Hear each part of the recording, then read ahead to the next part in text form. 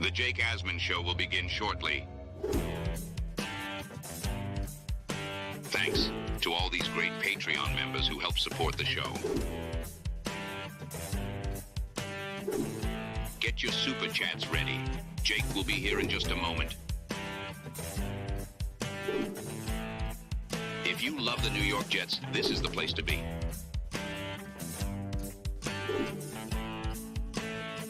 And now, the Jake Asman Show. We are one day away from the Jets and the Panthers tomorrow night, preseason game number 2. We're going to break down the biggest storylines to watch in that one, plus the latest on Hasson Reddick and much more. It's a Friday, which means Boy Green joins the show. So let's hit it and get it started.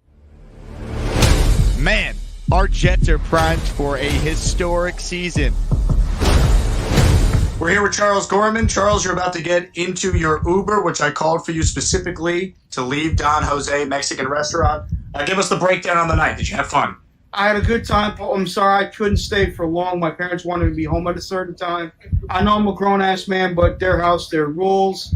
People were very nice. The food is good.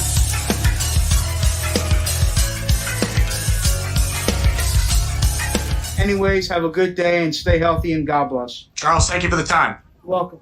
Ladies and gentlemen, there he goes. Charles Gorman, everybody. One of one. A legend of our time. Go Jets. We bleed Jets green each and every day. This is not the same old Jets. We have Aaron freaking Rodgers. We have Garrett Wilson. Let's go. We have Breece Hall. Please subscribe and hit the like button below. Super chat, baby. Cut the line. We have Sauce Gardner. We have Quinnen Williams. The Jets bandwagon is loaded. Now it's time to talk all things New York Jets. It's the Jake Asman Show.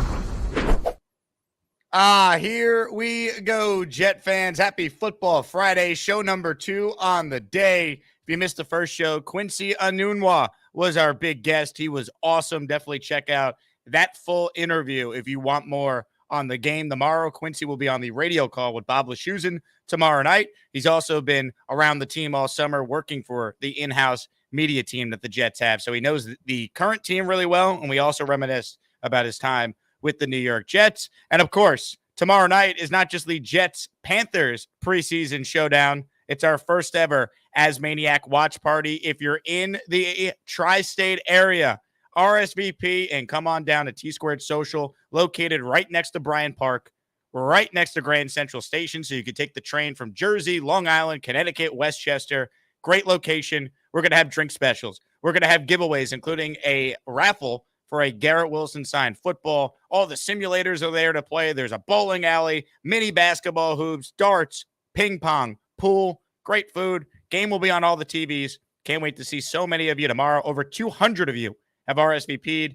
Today's the last chance I get to plug it. So make sure you RSVP if you're coming out tomorrow night, the T-Squared Social. Joining us right now is someone who does not need any introduction. He joins us every Friday. It is a simulcast on the Boy Green channel as well. That, of course, is Boy Green. Hello, Boy Green.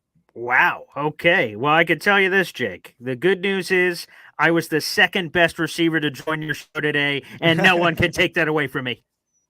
Excited to get you on, my man. And look, you did a great job covering the Quincy interview on your social accounts, which I appreciate. So maybe you follow Paul on Twitter and you're like, I didn't realize Quincy was on the Jake Asman Show. But thanks to Boy Green, you certainly now do.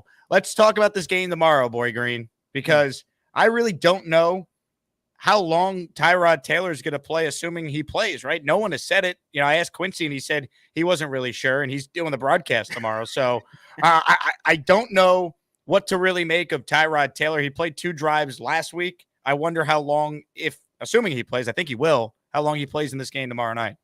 Yeah, we remember we talked about it last week, and my gut was 2 drives. That's what we got from Tyrod Taylor. My gut this time is 4 drives. I think he, again, depending, right? If he comes out and bangs out a 12-play drive, 75 yards for a touchdown, maybe they put the hay back in the barn, and that's more than enough for the rest of it. But I do think they want to kind of get, as we saw from Andrew Peasley and Adrian Martinez, I guess the football's in good hands, regardless of the quarterback that's in operation for the New York Jets. I anticipate more action from Tyrod Taylor. Joe Tippmann looked great in the series that he followed with him. He was the only starter that appeared in the game last week. for the New York Jets outside of, I guess, Michael Clemens, who technically is a starter on the unofficial depth chart. So Titman looked great, so I don't even know if he's going to be back out there, but I do anticipate Tyrod at the very least is going to get some more run just in case to make sure that he's got that chemistry running and operating an offense, because if everything plays right, he shouldn't be in 2024. Completely agree. If he looks good touchdown drive, that could be it for him. So I'm right there with you. Now, I do think we might see, in fact, if I was a betting man, I would bet on this. I think we see Olu Fashanu at right tackle tomorrow night. I think the fact that he practiced in the joint scrimmage yesterday at that position would lend me to believe they're going to put him at right tackle in game action now as they continue to kind of get him ready to be the ultimate swing tackle for this football team this year. What are your thoughts on cross-training Olu, and do you see Olu being the right tackle in this game tomorrow night? Yeah, Robert Saleh didn't confirm it. You would assume because they shifted him over to right tackle. He'd been at right tackle reps, joint practice. He was practicing at right tackle. So I was asked, so yeah, right tackle for the game, right? He's like, we'll make that decision. But he said for sure, the one thing we won't see is herky-jerky. It's not like he's going to be left tackle for the first quarter, right tackle for the second quarter. Whatever they choose, they're going to stick with. My gut would say right tackle. Why in God's green earth would you be practicing him on the opposite side, which means he has to do everything the opposite way? It's like wiping your ass with the other hand. A little bit more difficult if anyone's ever tried that for fun on a Friday night. So, Olu Fashanu, I think going to be participating at the right tackle position. And by the way, he looked great. I don't know who some of these Panthers defensive linemen were that he was smacking around in joint practice, but he looked just as great at right tackle. I think he was the number one pass protector of all offensive linemen after the preseason week 1. You love to see it. No herky-jerky with Olu. Absolutely not. Let's avoid the herky-jerky. We're off to a wild start on this show. Tom Ace writes in, always white front to back. Oh, wow. That, okay, I'm going to have to work on that one, Tom. All right. As far as Olu goes, I mean, look, it's early. I understand that, but you can kind of just tell he's going to be pretty good. Like, that's just the vibe you get. Like, I spoke to Morgan Moses about this after the joint practice last Thursday, and he was raving about Olu when I was asking him some questions about him. Everyone has had good things to say. The film backs it up. He was excellent at left tackle in his debut last week. And here's another thing I'd bring up about Olu Fashanu. And it was pointed out to me by a listener named Green and White Pinstripes. Okay. Tyron Smith's first ever game in the NFL was against the Jets on 9/11 in 2011. He started at right tackle. So Olu is kind of modeling his game after Tyron Smith. Tyron played right tackle in his first ever game. So that's the versatility that Tyron obviously had, and he's had a Hall of Fame career. Olu is that guy, I think, next up to be really good no matter where you play him. Yeah, it's funny. You're not supposed to judge a rookie or any draft class for that matter until like 3 years later. We're judging them months in, but I feel like sometimes you just kind of have a gut feel when you see a guy. And man, Olu checks off all the boxes on the field. He checks off all the boxes from a combine perspective of the weight, the measurement, the traits, and the human being that you hear from all the Penn State people, man. It sounds like he's an A+ human being. And think about this. He coulda, shoulda, woulda came out of the draft, not this April, the April before. He would have been a top 5 pick. His mama said to Coach Franklin, hey, my boy came here for a degree. And he just said, yes, ma'am. And he returned right back to school and finished his degree and then ultimately ended up here on the Jets. The Jets got an absolute stud at offensive tackle, and I love it. And again, I was a little against it at first. The thought of a backup doing that for the second straight year in theory. But the more we think about it, the more insurance. So we guarantee that it's not Carter Warren, that we guarantee it's not Max Mitchell or anyone else that could have been here. You just have to feel great about it. You know that we are going to avoid what happened last year with what they did this offseason. Boy Green, give me another storyline or two that you're interested in with this game tomorrow. I'll give you one for sure. Staying with the quarterbacks, who is going to stake the claim for QB3? Now, both guys, Martinez was sexy, and he made sexier plays overall. But to be honest, he had the same results as Peasley. Both of them had 4 drives. Both of them had 2 scoring drives. Peasley had a touchdown field goal, and Adrian Martinez had a touchdown field goal. And Peasley's touchdown pass was absolutely terrific. He just had swag. He had confidence. Bing, boom, bam. Back left corner of the end zone to Jason Brownlee. Great catch by Jason Brownlee, too. It was spectacular. So who's going to continue the run? Because, okay, Tyrod, let's say, gets the 4 drives. Still no Rodgers, obviously, in this game tomorrow. Is it Beasley? Is it Martinez? It's kind of a really fun story to watch that we weren't expecting necessarily. We're hoping Jordan Travis there would be QB3 for the New York Jets, but obviously with the injuries, I don't think that's going to happen. And what about Takk McKinley, man? This is the biggest one I have circled. I'm going to be honest. Former first-round draft choice. Some of the one-on-one shared some of those clips from the Jets camera that they had on the field for some of the joint practice moments. And Takk McKinley looks like a freak. The bendiness, the talent was always there, former first-round draft choice, but obviously he hasn't had his head screwed on straight from a life perspective. That's what Robert Saleh said earlier this offseason. And with no Hasson Reddick, that means more opportunities for the rest of the band, and Takk McKinley has a chance to not only make this roster, but be an impact guy in this rotation on those front lines. I'm really looking forward to seeing Takk make some more steps ahead as he did in the Commanders game. Yeah, another good storyline there for sure. To me, it's just a rookie class for an encore, right? It feels like they all played so well. We talked about Olu already, but can Corley make some more plays? Can we go out there and see Braylon Allen and Isaiah Davis continue to do what they did, especially Braylon Allen in that first game? Quincy talked about that when I had him on this morning, just the Jets running game in this one tomorrow. So I'm excited about that. And, I want to see if what we saw from a second-year player in Jarek Bernard-Converse was just a great moment, a great game in the preseason, or is he really taking a step forward where this guy maybe is a starter for this team one day? So I want to see the first and second-year players that impressed last week, what they do for an encore.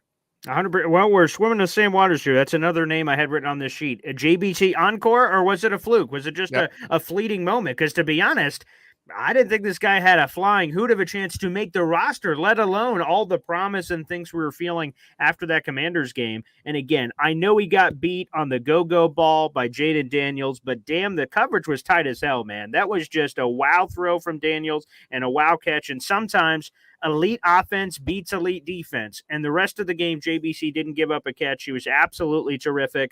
He's played some corner and safety in college. He did some safety last year, converting to corner this year. I think the Jets are going to have to, if this continues, this arrow up for JBC, I think he's your sixth corner, man. I think you got all the ones we always talk about, best three corners in football, Sauce, DJ Reed, Michael Carter II. You got Brandon Eccles, you got Quantez Stiggers, and that sixth extra spot you just almost have to make is Jarek Bernard-Converse. That length, you can't teach that. He's pretty damn good. Well said. Well said. Speaking of the preseason, earlier this week, Aaron Rodgers spoke and didn't really sound like he wants to play or feels like he even needs to play in the preseason.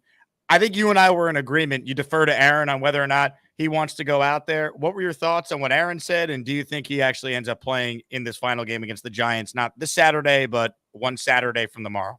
We said, me and Jake said, defer to Aaron Rodgers. Well, it sounds like Aaron Rodgers has spoken. That was, of course, the Boomer Geo interview that you're referencing there with Rodgers. And yeah, Boomer asked him kind of a series of questions. Do you want to play in the preseason? Do you need to feel the rush of like an NFL game and things? And he said, no, I don't think so. And he went through the whole shish kebab of why preseason isn't real football and you're getting vanilla defenses and all those things. And we're seeing the progressions. That's what Aaron Rodgers said in that conversation. If I'm reacting the right way, I don't need preseason games. And by all accounts, he has been. Everyone, whether it's been you, Jake, who's been live at some of these joint practices, or people that I know that have been there, like I spoke to Zach Rosenblatt earlier this morning, and he said, we're seeing Rodgers rolling out. We're seeing him move and groove. So he's checking off those plays off the bucket list of things that he used to do prior to the injury that he's doing again and again and again. Those reps, those mental reps are building up over and over again of him being ready. So for me, based on those comments, I'm going to be honest, I think the Aaron Rodgers preseason story is over. Again, I deferred to him. I would have loved to see him for a drive or two against the Giants, but you know what? If he feels like he's good, I think I'm going to trust the four-time NFL MVP, 40-year-old. I think he's got the right temperature of his own body. So he seems like, I'd be surprised now, based on his latest commentary, if he ends up playing at all. And quite frankly, any of the starters for a majority. Again, the only one we saw last week was Tippmann, and you could see the reason why they played Tippmann. I don't know how many of the starters we're seeing this offseason with such a veteran-laden team. To me, whatever Aaron wants to do, I let him do. So if he says he doesn't need it, if he's ready to go, then all right. Now, I thought he would want to play, but I think he's at a point where he just comes from an era of football where the preseason was so radically different than what it is now. He's just like, it's not worth it for me. So look, if he doesn't need to play, feels like he's good, then fine. Because to me, it's not worth the risk if he thinks he doesn't need it. Absolutely not. Again, this essentially, by all accounts, guarantees there's no other issues. We're going to be seeing our boy Aaron Rodgers in the opener against the San Francisco 49ers. You know what? Let's get all that kind of weird juju and weird possibilities out of it. And Salah's been thinking that way. Think about the joint practice against Commanders where the footing was sloppy, he described, and it was raining and everything. Just get him whatever the vibe is. Rodgers' vibe is don't want to play. Okay, great, don't. And we'll see you week 1, buddy. And let's go win some ball games. If you're watching this live right now on my channel or Paul's channel, hit the like button. On my channel, there's only 67 likes. We got 203 people tuned in live. Let's get those numbers up. Click the thumbs up icon. Goes a long way to continue to grow this channel. And of course, you heard me say it at the top. For those tuning in, make sure you RSVP if you're coming out tomorrow night to the watch party of all watch parties. 200 plus are expected to attend T-Squared Social for the Asmaniac Watch Party of Champions, Paul. Can you believe it?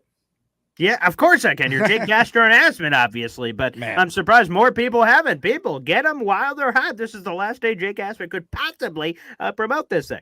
Now, I did meet a big Jet fan today at Fanatics Fest, this guy named Rich, and I said, Rich, I'm doing a party tomorrow night at T-Squared Social for the Jets game, and you're more than welcome to come by. So maybe this guy Rich Eisen will be there tomorrow. Ooh, okay, all right. There's a great tease. That's I know he's a Connor enthusiast, so which all of us are, I guess, for that matter. But man, Jake Asman and Rich Eisen are hanging out a lot more often. You know, front covers of magazine, back pages, and now here we go, a Fanatics Fest. Makes a lot of sense. Things are happening, Boy Green. Things are happening. Yeah. Comments, questions, super chats. We'll cut the line. All right, Jet fans. I waited as long as I could, but it is a story, so we got to talk about it. Hasson Reddick. Now, we know where things stand. We don't need to revisit that, but you were the first, I think, to put it out there that got me thinking about this. You posted the clip from Tom Pelissero basically saying when he was, ironically enough, on the Rich Eisen show without Rich Eisen because Rich is in New York attending Fanatics Fest. Yeah. Tom Pelissero was asked about the Reddick situation, and he basically was like, well, it's kind of an unusual situation from the standpoint that, like, none of his teammates know him. Like, this is not like a guy who's been around the Jets that's not there. It's not CJ Mosley holding out or Sauce Gardner. So, like, on one hand, yeah, he's a really good player. He'd make the Jets better. But on the other hand, like, I don't think in the locker room or with the coaches, it's a huge distraction because they've gone through the entire offseason and the entire training camp so far this summer without the guy. So I think it's a big deal if he's not there eventually. But as far as it being a distraction that could affect chemistry and impact the locker room, like, I don't think that's a problem at all with this scenario here. No, again, the Trent Williams absence in San Francisco of veteran leadership and primary importance to the team. Yeah, whoa, distraction. CeeDee Lamb, Dallas Cowboys, what he means to that team, his impact, his investment. Yes, all that 100%. But I kind of like chuckled at the comment from Pelissero, but I mean, it's true. Even the one day he showed up, no one was there yet. The workouts for the Jets didn't start till the third week of April. So it's April 1st. Only like Sauce Gardner's of the world who says he works out at the Jets facilities all year long, which, by the way, makes a lot of sense. They give you free food, meals, and everything, and it's a $1 billion organization. It's got the best equipment in the world. He should work out there, and so should all the players for that matter. But only guys like him were hanging out there and might have run into him by like accident for Reddick. So no one knows him. It's a kind of funny comment by Tommy P, but it's the truth. So all this talk of distraction, which a lot of people have been bringing up, oh boy, it's weighing down. The only thing that's weighing down is when us, the general media, are asking all the players questions, and we have to. It's part of the job. So the Zach Rosenblatts of the world and all these guys, hey, Hasson Reddick, you talk to him, thoughts, this, that, or the other. But that's, to me, the extent of the distraction or drama or anything of that nature. The rest of it's in-house. It's a conversation between Joe Douglas, Tandy Dory, Hasson Reddick, and the whole group. To me, it's not a distraction at all. It would be a lot different if this was CJ Mosley. It'd be a lot different if it was Quinnen Williams or what have you. Guys that have long standing on the team, and players are getting disrespected in the locker room saying, you got to pay our guy. That's our leader. That's our blah. There's none of those conversations with Hasson Reddick because literally they don't even know the guy. Lee Van with a super chat. He cuts the line to get us rolling here. 3 weeks to go. Lee, soon enough, Jets football will be back. And this is the year we're coming for everybody. Damn straight. Love it. Some memberships have been gifted. How about we start with one on your channel? Lee Van is gifting a Boy Green Coffee Club membership. Shout out to Jay-Z Jet fan. You have joined the Boy Green Coffee Club, you handsome bastard. Welcome to the program. Jennergy signed up to become a super Asmaniac. She's like, I don't want someone to gift me a membership. I'll do it myself. Let's go, Jennergy. Appreciate you. This question's from Carlos. He writes in, do we really need Reddick? Honestly, we're a top 3 defense without him. Carlos, let's break it down like this. Do I think the Jets still have a very good defense without Hasson Reddick? Yes. But there's no Bryce Huff right now. There's no John Franklin Myers. Right now, Will McDonald's an unknown. Michael Clemens is, to me, just a guy until proven otherwise.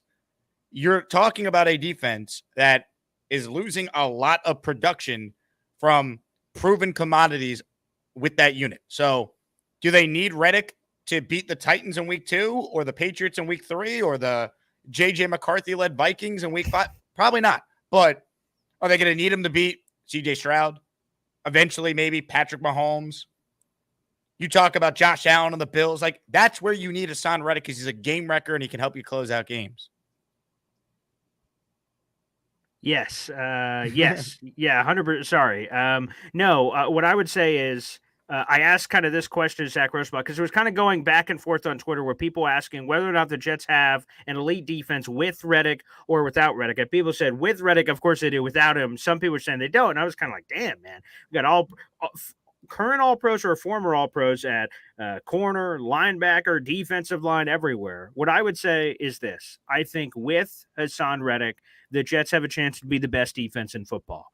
Without Hasson Reddick, I still think the Jets are a top 7 defense. And you and Zach Rosenblatt, when I kind of posed that to him this morning on Boy Green Daily, I said, oh, man, you know, like, what do you make of all this? He said, you don't have to have the best defense in the world, number one, to win the Super Bowl. Like, teams have done it without it.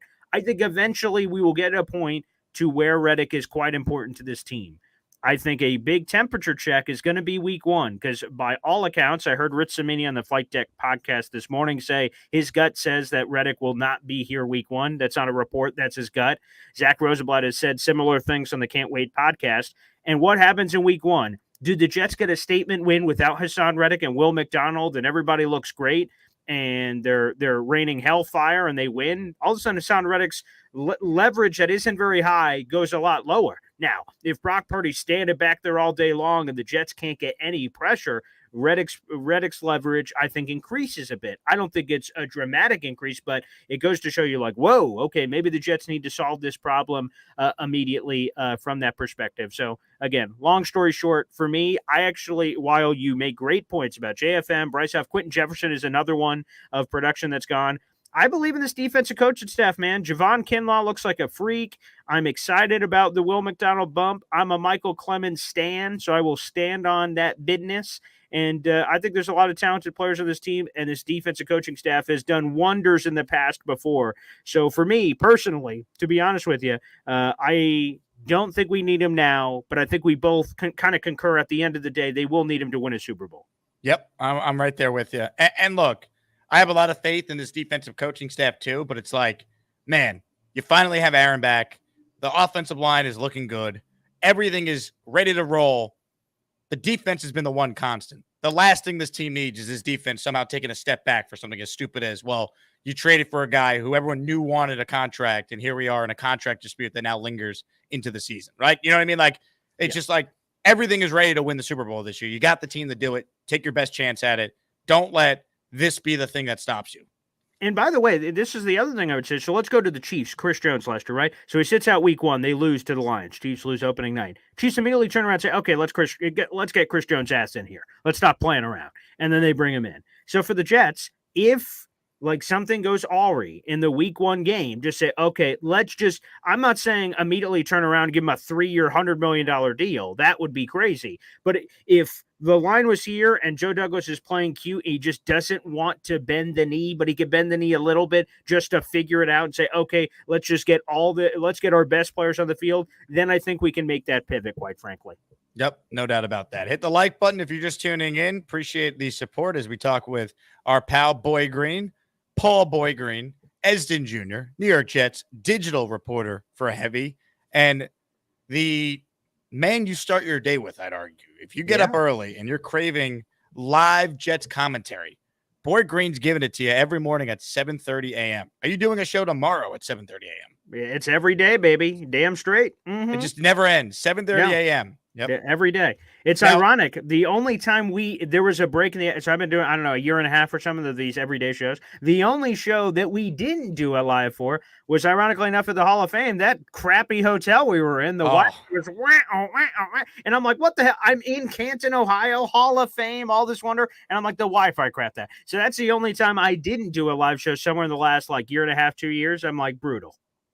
The Wi-Fi in that hotel was the worst I've ever experienced at any point in my life. It makes Ricky's Wi-Fi look like he has like Steve Jobs is like set up. That's true. So I people, mean, my God. I mean, it was an affordable hotel. I I just needed a place to sleep because we were doing all the fun stuff outside of the hotel. But yeah, that's the worst internet I've ever had. The other thing I wanted to ask you about, are you just naturally a morning person? How the hell do you get up that early and function? I've done morning drive fill in and like I've had to get up early I'm a zombie, man. Like, I don't know how you do it. Yeah, I'm actually I'm not particular. I mean, growing up, when you're in a military family, your dad gets your ass up real quick, like to be doing work and things of that nature. But to be honest, I didn't mind sleeping in before my 10 o'clock radio show. And like I said, when I made the pitch initially to Heavy as part of the broadcast for it, I said, hey, 7:30. I thought they were going to counter. You know, like you start a line here, then they start a line there, and then you figured out they said, great. I'm like, shit. So then I've been 7, but then everyone has just kind of rallied around. Like I've heard you talk about it on the show. Like we're all kind of like almost like a choo-choo train of Jets content, like Boy Green and pass the baton. We know Paris Olympics, you know, we're in track and field. I pass you the baton. Jake Asman show to pass it on to all these other shows that are going on. So people have really round around it. Oh, wow. Look at that. Jake ready with that. Toot, motherfucker. All aboard the lane train, Boy Green. Yeah, there we go. Oh, that makes sense, of course. So, yeah, but no, everyone's kind of rallied around the time and the people that get up early. I know I miss a lot of people. They're like Gary calls into like the night show I do with Connor sometimes. He goes like, dude, it's just never going to happen. I'm like, oh, well, that's okay. You know, we're all here for each other. So it's awesome. All right, here's my next question before we get to some calls here. Sure. Yeah. We all know what you like to do after Jet games. This game tomorrow night is a 7 p.m. kickoff. That it is. Are you going live 2 hours after the post game or 2 hours for the post game after the game ends? That I am. Yes. Okay.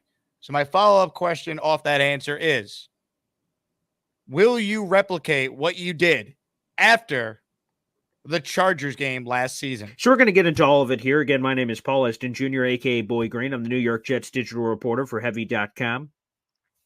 We come 2 hours after every final whistle here for the post-game show. And I'm going to be honest. The only good thing that happened to me late tonight, early this morning, was making sweet, passionate love to my fiance, which I did after the article was written and that kind of stuff. That's the only good thing that happened. Not great. Terrible. You know, they talk about you need to, like, you look at in a magazine, you're like, oh, what a wonderful cake. What are the ingredients? What's the recipe to get that amazing cake? And the ingredients for sweet, passionate lovemaking are primetime night games and this nice pocket of 2 hours between the final whistle and the post-game show. And that is an hour and 58 minutes more than I need, quite frankly. So I can deliver and I can get it in. So God bless America. The chances look pretty damn good as far as I'm concerned. Ladies and gentlemen, God bless America. Boy Green. Hey, congrats on the sex. All right. Bobby for president, baby. Yes. You answered the question that everyone needed to know. You're welcome. Primetime Jets game. Boy Green will be Boy Green. All right. Comments, questions, super chats. We'll cut the line. We got some memberships to read off. Terrence Hill has gifted a membership on my channel and on your channel. So I'll give you my channel. Yes. Doug Hurst is the recipient of one channel membership courtesy of Terrence Hill. Booyah. Love it. And also jumping over here, Ranger Fan 11, baby. Shout out to Terrence Hill for that. Beautiful. Terrence Hill, gifted memberships. Appreciate you. If you have a question for myself or Boy Green, write it in. and we will bring it up on the screen. Obviously, if you are familiar with the show, if you super chat something in, kind enough to give us a super chat with your hard-earned cash, we will bring that up on the screen first before anything else. Let's get to some calls right now. Let's go to our guy Keith, who's first up today. Keith Best, what's up, Keith? Oh my God, internet problems still. You know, I had made a list of things I wanted to talk about. But Paul, I get on your show every morning. I don't subscribe because I have to go to an infusion treatment, and you have to turn your cell phone off while you do that. So I miss you. But he's an early morning riser like me. I get him at 5:30. I listen to whatever news and tribe that I can see on YouTube, and I sign on to Paul at 7:30. I don't know if you recognize that I'm signing on to you. I haven't subscribed to you because, you know, my time frame on the schedule I keep interferes. I can't interfere. I can't be on your show and then they take the phone out of my hands. And you understand? No, I understand that part, but don't Keith, worry. I'm just going to be honest. Paul is not offended. Yeah, I'm not offended by that, but you can still subscribe. I mean, you don't have to watch, I guess, but you can do the subscribe part. I mean, that could put some food on my table for my family. But what, Jake? Congratulations on your newborn coming up. I mean, I watch you with the kids on the show in the morning. I congratulate you on that. I'm still a single man at 60 years old. Keith, I think you mean that you can't call in, but you do subscribe to Paul's channel. I think that's what you're saying. Yeah, I don't call in because I'm not the time frame of what I got with all the doctors and everything. Oh, okay. Well, God bless, and everything's all square. Yes, wonderful. Yeah, not upset at all. But I appreciate you watching. Thank you. Huh. You know, I have to sign on through a hotspot right now. We still have no internet. And I can tell. You know, let me tell you something. You know, you guys are up in New York. Okay. Yes, sir. Yeah. You guys are up in New York, and I'm in South Florida. I'm here in West Palm Beach. I had the privilege to meet up with some of you guys on December 8th at the Miami Dolphins game. Jake, I want you to call Salah and see if we can all go into the locker room after the game and be patrons. If you're a Discord or a patron, that we're able to go in, and when he gives his little rah-rah after we win, that we can all go with the Jets players and say, yeah, here we go, you know? Yeah, Jake, do you have that kind of pull? I saw you running up with Rich Eisen. Not sure if you're that kind of pull or... I don't believe you just had eyes in that picture you showed. Rich is a hater of the Jets. No, he's not. He's a true hater. Not Rich Eisen. Rich is pro Jets. He's a diehard Jets fan. Yeah, but why did he talk so negatively that couple of months ago when he had that guy on from Jersey that says, "Oh, the Jets are going to be 11 and whatever." And I said they're going to be 15-2, and he wouldn't let me on to make a and wouldn't let me on to make a response. That could be just ESPN, but yeah, who knows? But Keith, you know, I didn't say one thing. You had Quincy on yesterday, and I grew up watching him, and he was great. And I didn't make a comment to say yesterday when I said, "Oh, I don't have much to talk about." Keith, how did you grow up watching Quincy? Quincy played from like 2014 to 2019.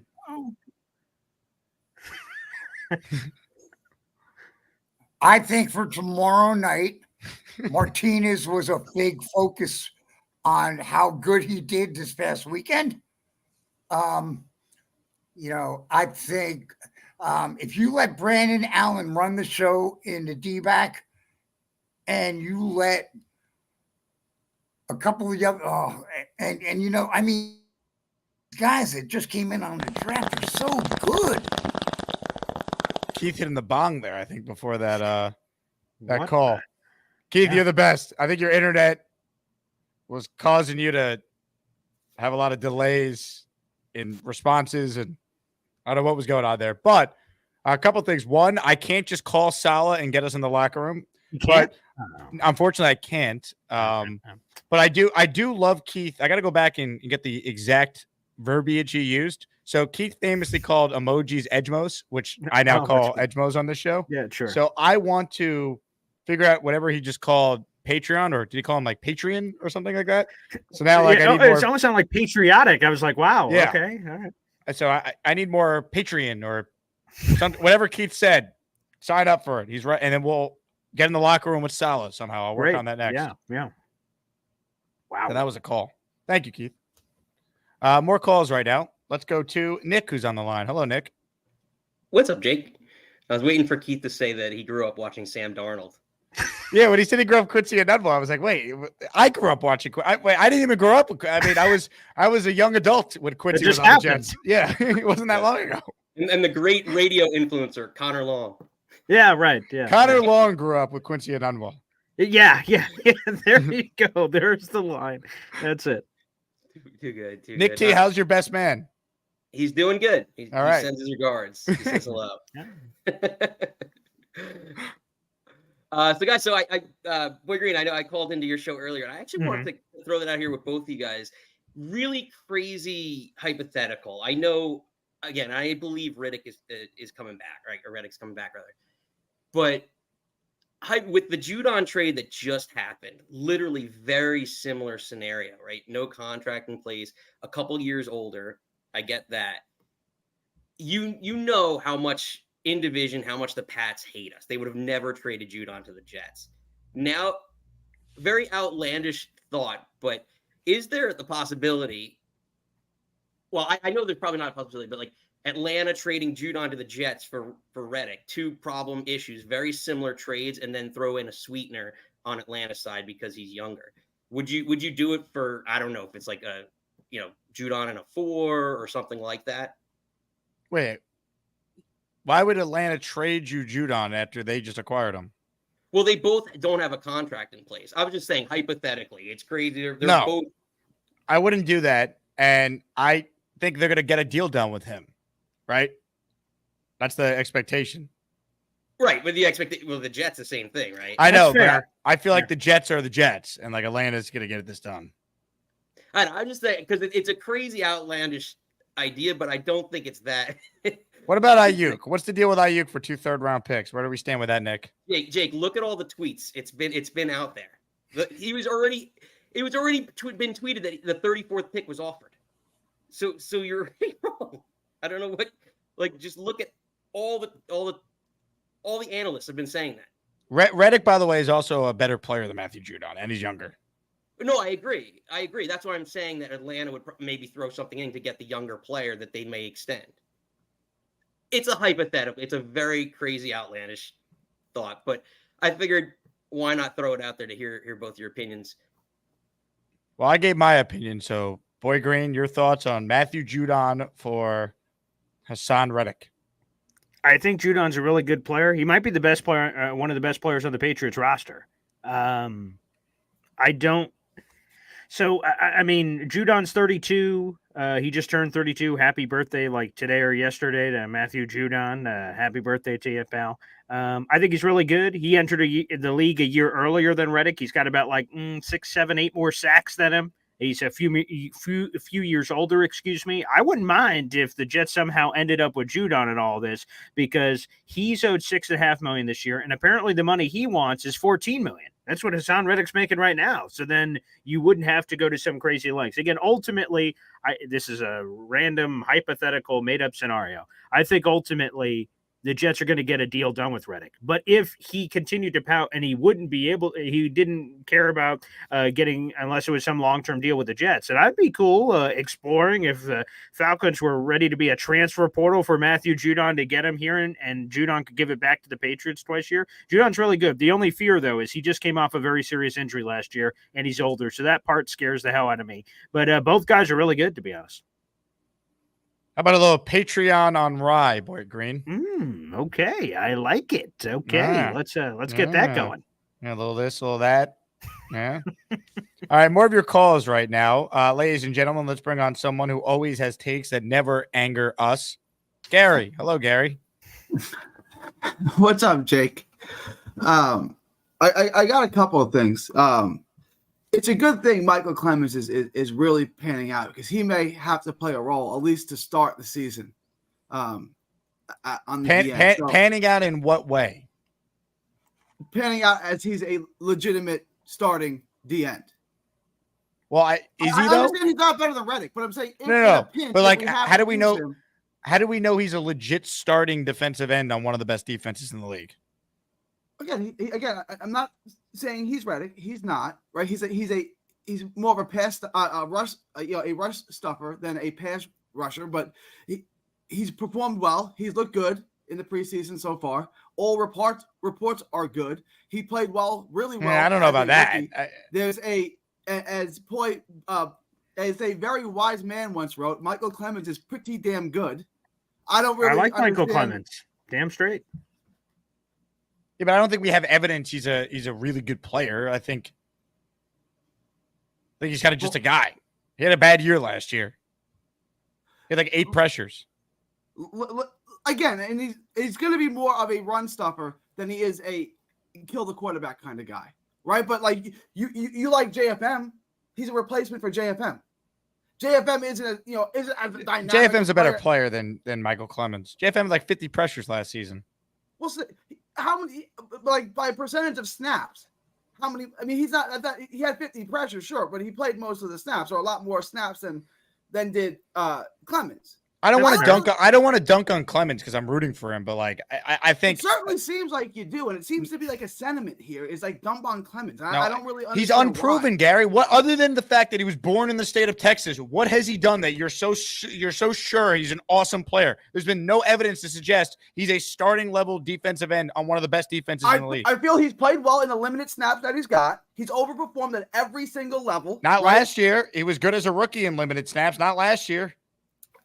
Last year, he was known for starting fights more than actually helping the Jets win games. I feel he's overperformed at every single level. He's worked himself up from being a community college player to being an NFL player, right? Like, he's overperformed. He's outpunched his weight class in every single step of the way. Cool. I'm happy that he's got drafted. He's doing the same thing in the NFL, right? He went from a 5th-round pick to a starting DN on one of the top 5 defenses. He's only starting because Hassan Reddick is not with the team yet. He'd be a backup.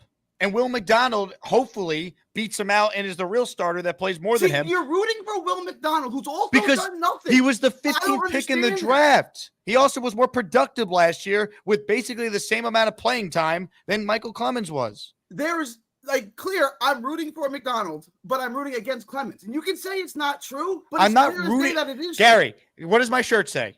It says Jets. I'm rooting for the Jets. If Michael Clemens goes out there and he has 10.5 sacks, there'll be no one happier on the planet than me. Okay, great. But it's okay. Okay. It doesn't. I'm just telling you as a fan of this show. I'm a fan of your work. It doesn't seem that way, Jake. It really doesn't. What do you want me to say? You want him to suck, right? No, I don't. I just think Hassan Reddick is really good, and I'm not going to sit here and pretend like the Jets are somehow better off not having Reddick. Reddick's. I agree with you. Reddick is a borderline Hall of Fame player. He's probably not a Hall of Fame player, but he's on the ballot, right? Like, he's really good. Clemens is probably not going to fill those shoes. I agree with you, Jake. He's probably definitely not going to fill those shoes. But that doesn't mean he can't be a good, productive player. But my real question was about Aaron Rodgers. And I got mixed feelings on this, right? Like, I wanted to get into Rodgers. Paul, you handle this one. I can't. Yeah, I would just say that, Gary, I'm with you on Michael Clemens. I like him a lot. He had a bad year. He had a rough year last year with a lot of the personal foul and other penalties. But I think I talked about it this morning with Zach Rosenblatt. People could go back and listen to that. I think Michael Clemens is what's the word I use? Like mischaracterized. I think he's misunderstood. I think it's the word I used by the fan base. And I think a lot of people do seem to hate his guts. I don't know why it is. Maybe it's a personal foul thing. I don't know why people seem to not like Clemens or not like his shtick or not like what he brings to the table. But see, his teammates do. CJ Mosley told Zach Rosenblatt in a piece he wrote yesterday that his mentality is contagious and he brings an intensity that the rest of the team picks up. He was a really good run defender in his first year with the New York Jets. Last year, he went a little bit more back to the mains, And now Jeff Ulbrich believes he's got some pass rush juice. Is he just blowing him up because Reddick's not there? Maybe. We're going to see on the football field. But the fact that Reddick has been getting, most of the reps so far this training camp over Will McDonald, I think says something. It says that he's raised eyebrows or done something in Jets camp, or else Will McDonald would be the starter right now. So I think it says something to the fact that he's been getting enough action. Or Will McDonald might not be good. Have no idea what they're doing. Possibly. I think that's proven to not be the case. And they're putting Clemens ahead of McDonald. But I'm crazy for pointing out what they've done, right? Ulbrich and Salah are saying, yeah. He's going into his fourth year. How do you not know how to say the head coach's last name? Because it doesn't matter at this point. Salah. Come on. It doesn't matter at this point. But my real question. No, you're done. You're done. How many questions you got? Jay's got the clapping seals. We're all going to repeat everything he says, right? But everyone whose opinion matters, all agree with me and Paul. It's amazing. Jay says Paul's opinion is rational. You're talking about Michael Clemens like he's Mark Gastineau. Ever walked the earth. Michael Clemens is the worst player to ever walk the earth, and then the chat all clap. Yo, that's right. It's happened every single time. Jeremy Rucker is better than Mark Navarro, and Mike Clemens is the worst defensive end in the history of football. And Jake's chat goes, "Yeah, that's right." What are you? How are you arriving at any of this? Honestly, Michael Clemens is a fantastic story. The little engine the big engine. Any player who makes it to the NFL is a fantastic story. We're not into the human element of Michael Clemens. Can he play? Can he help the Jets win? That's all we care about. I don't hate the guy. I don't hate him. I just don't think he's a great football player. He had a bad year last year. I'm not banking on him being great. Community college player who is now starting on an NFL team is a guy that gets better and works hard at every single level, right? A superstar. You know who also went to community college?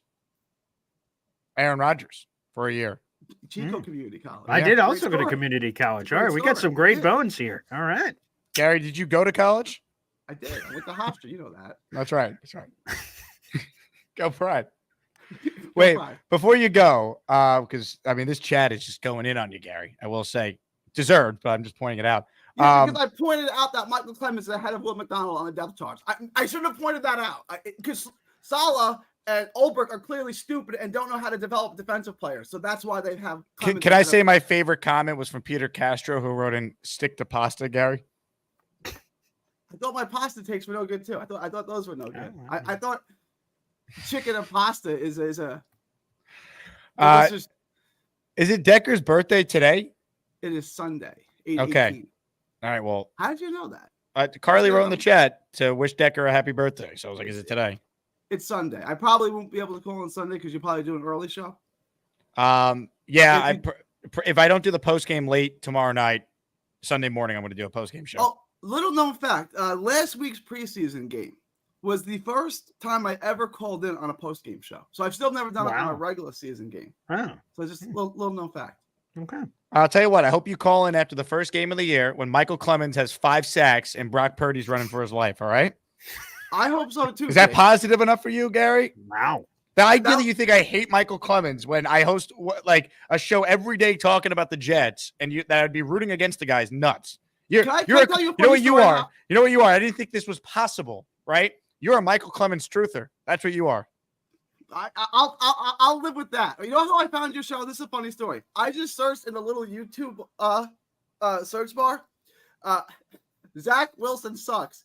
Jets podcast. That's what I searched for. And you know what a great landing spot. You know what was the first video that popped up? Which one? He stinks. Well, and that's how I found your show. And the rest is history. Gary, have a great Friday. Happy early birthday to our favorite member of your family, Decker. And I end this call by simply playing this. Chicken with pasta is worse than peanut butter with sandwich.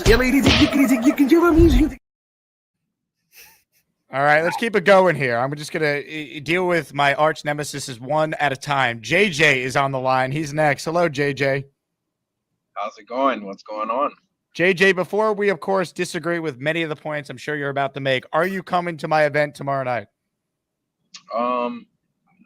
Yeah, we'll see.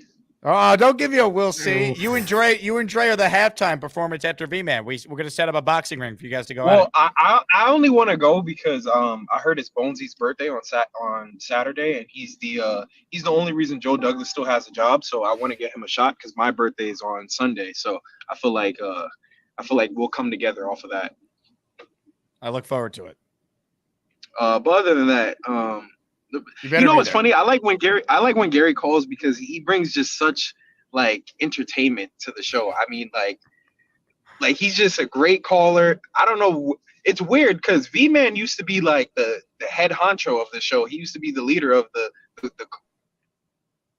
but now you got Lane Train taking over. You got Charles. I think Charles is number one by far. Then you got Gary, who overtook Allen. I haven't seen Allen calling in like 3 years. What happened?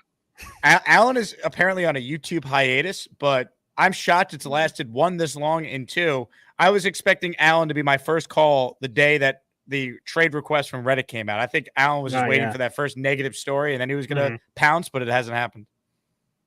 Yeah, well, Allen, we miss you, man. The reason I called in is because I miss him. The reason I called in is because I've been thinking about this since last week, but I was trying not to be negative. But it really pissed me off that Will McDonald didn't get that many snaps at that first preseason game. I honestly thought he should have been in for the first half of the game, and I really want to see Will McDonald play at least the first half of this game because it makes absolute no sense to have a first round pick behind Michael Clemens.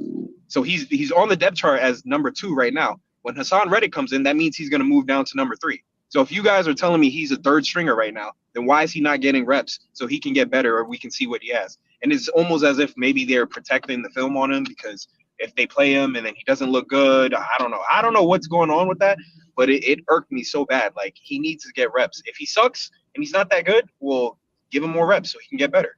I think he'll play more tomorrow.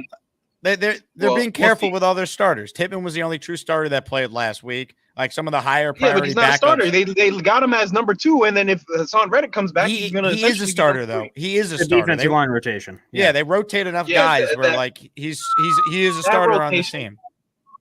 And I would just add on to the Will McDonald thing. I actually don't want to see him more because, again, think about this. Reddick is holding out right now, right? If McDonald gets hurt, that's more leverage for Reddick saying, come pay me. I'd rather put all those guys on ice and make sure they're ready for week 1.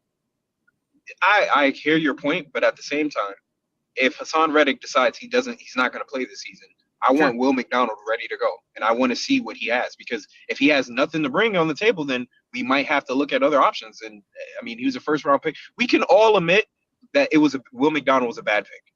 Not yet. We can all admit it. Not yet. We can admit it because if you're telling me in years he hasn't played. Was Jermaine Johnson a bad pick after 1 year? 2.5 sacks. Jermaine Johnson looked like a stud his first year as a rookie on a D line. He was having a lot of flashes. He had moments. And he didn't play a lot. He didn't play a lot. Yeah, the reason he didn't play a lot is because they had like freaking Jonathan Marshall and I don't even remember the D line back then. It was just a bunch of guys who were gone. And the point is McDonald's going to get a chance to play a lot more this year. He has a lot of talent. They have a very good defensive coaching staff. So we'll find out if he's a good player or not. Yeah, and just to add on, JJ, I don't think a handful. So you say you want to see him more in the preseason to know what they got. If the Jets don't know what they have in Will McDonald, what is 20 snaps in a preseason game going to change? Like, they know if they need anybody else beyond Will McDonald already right now. Do we need to go sign Yannick Ngakoue or insert your random free agent? They already know the answer to that question regardless of 20, 25 snaps against the Panthers.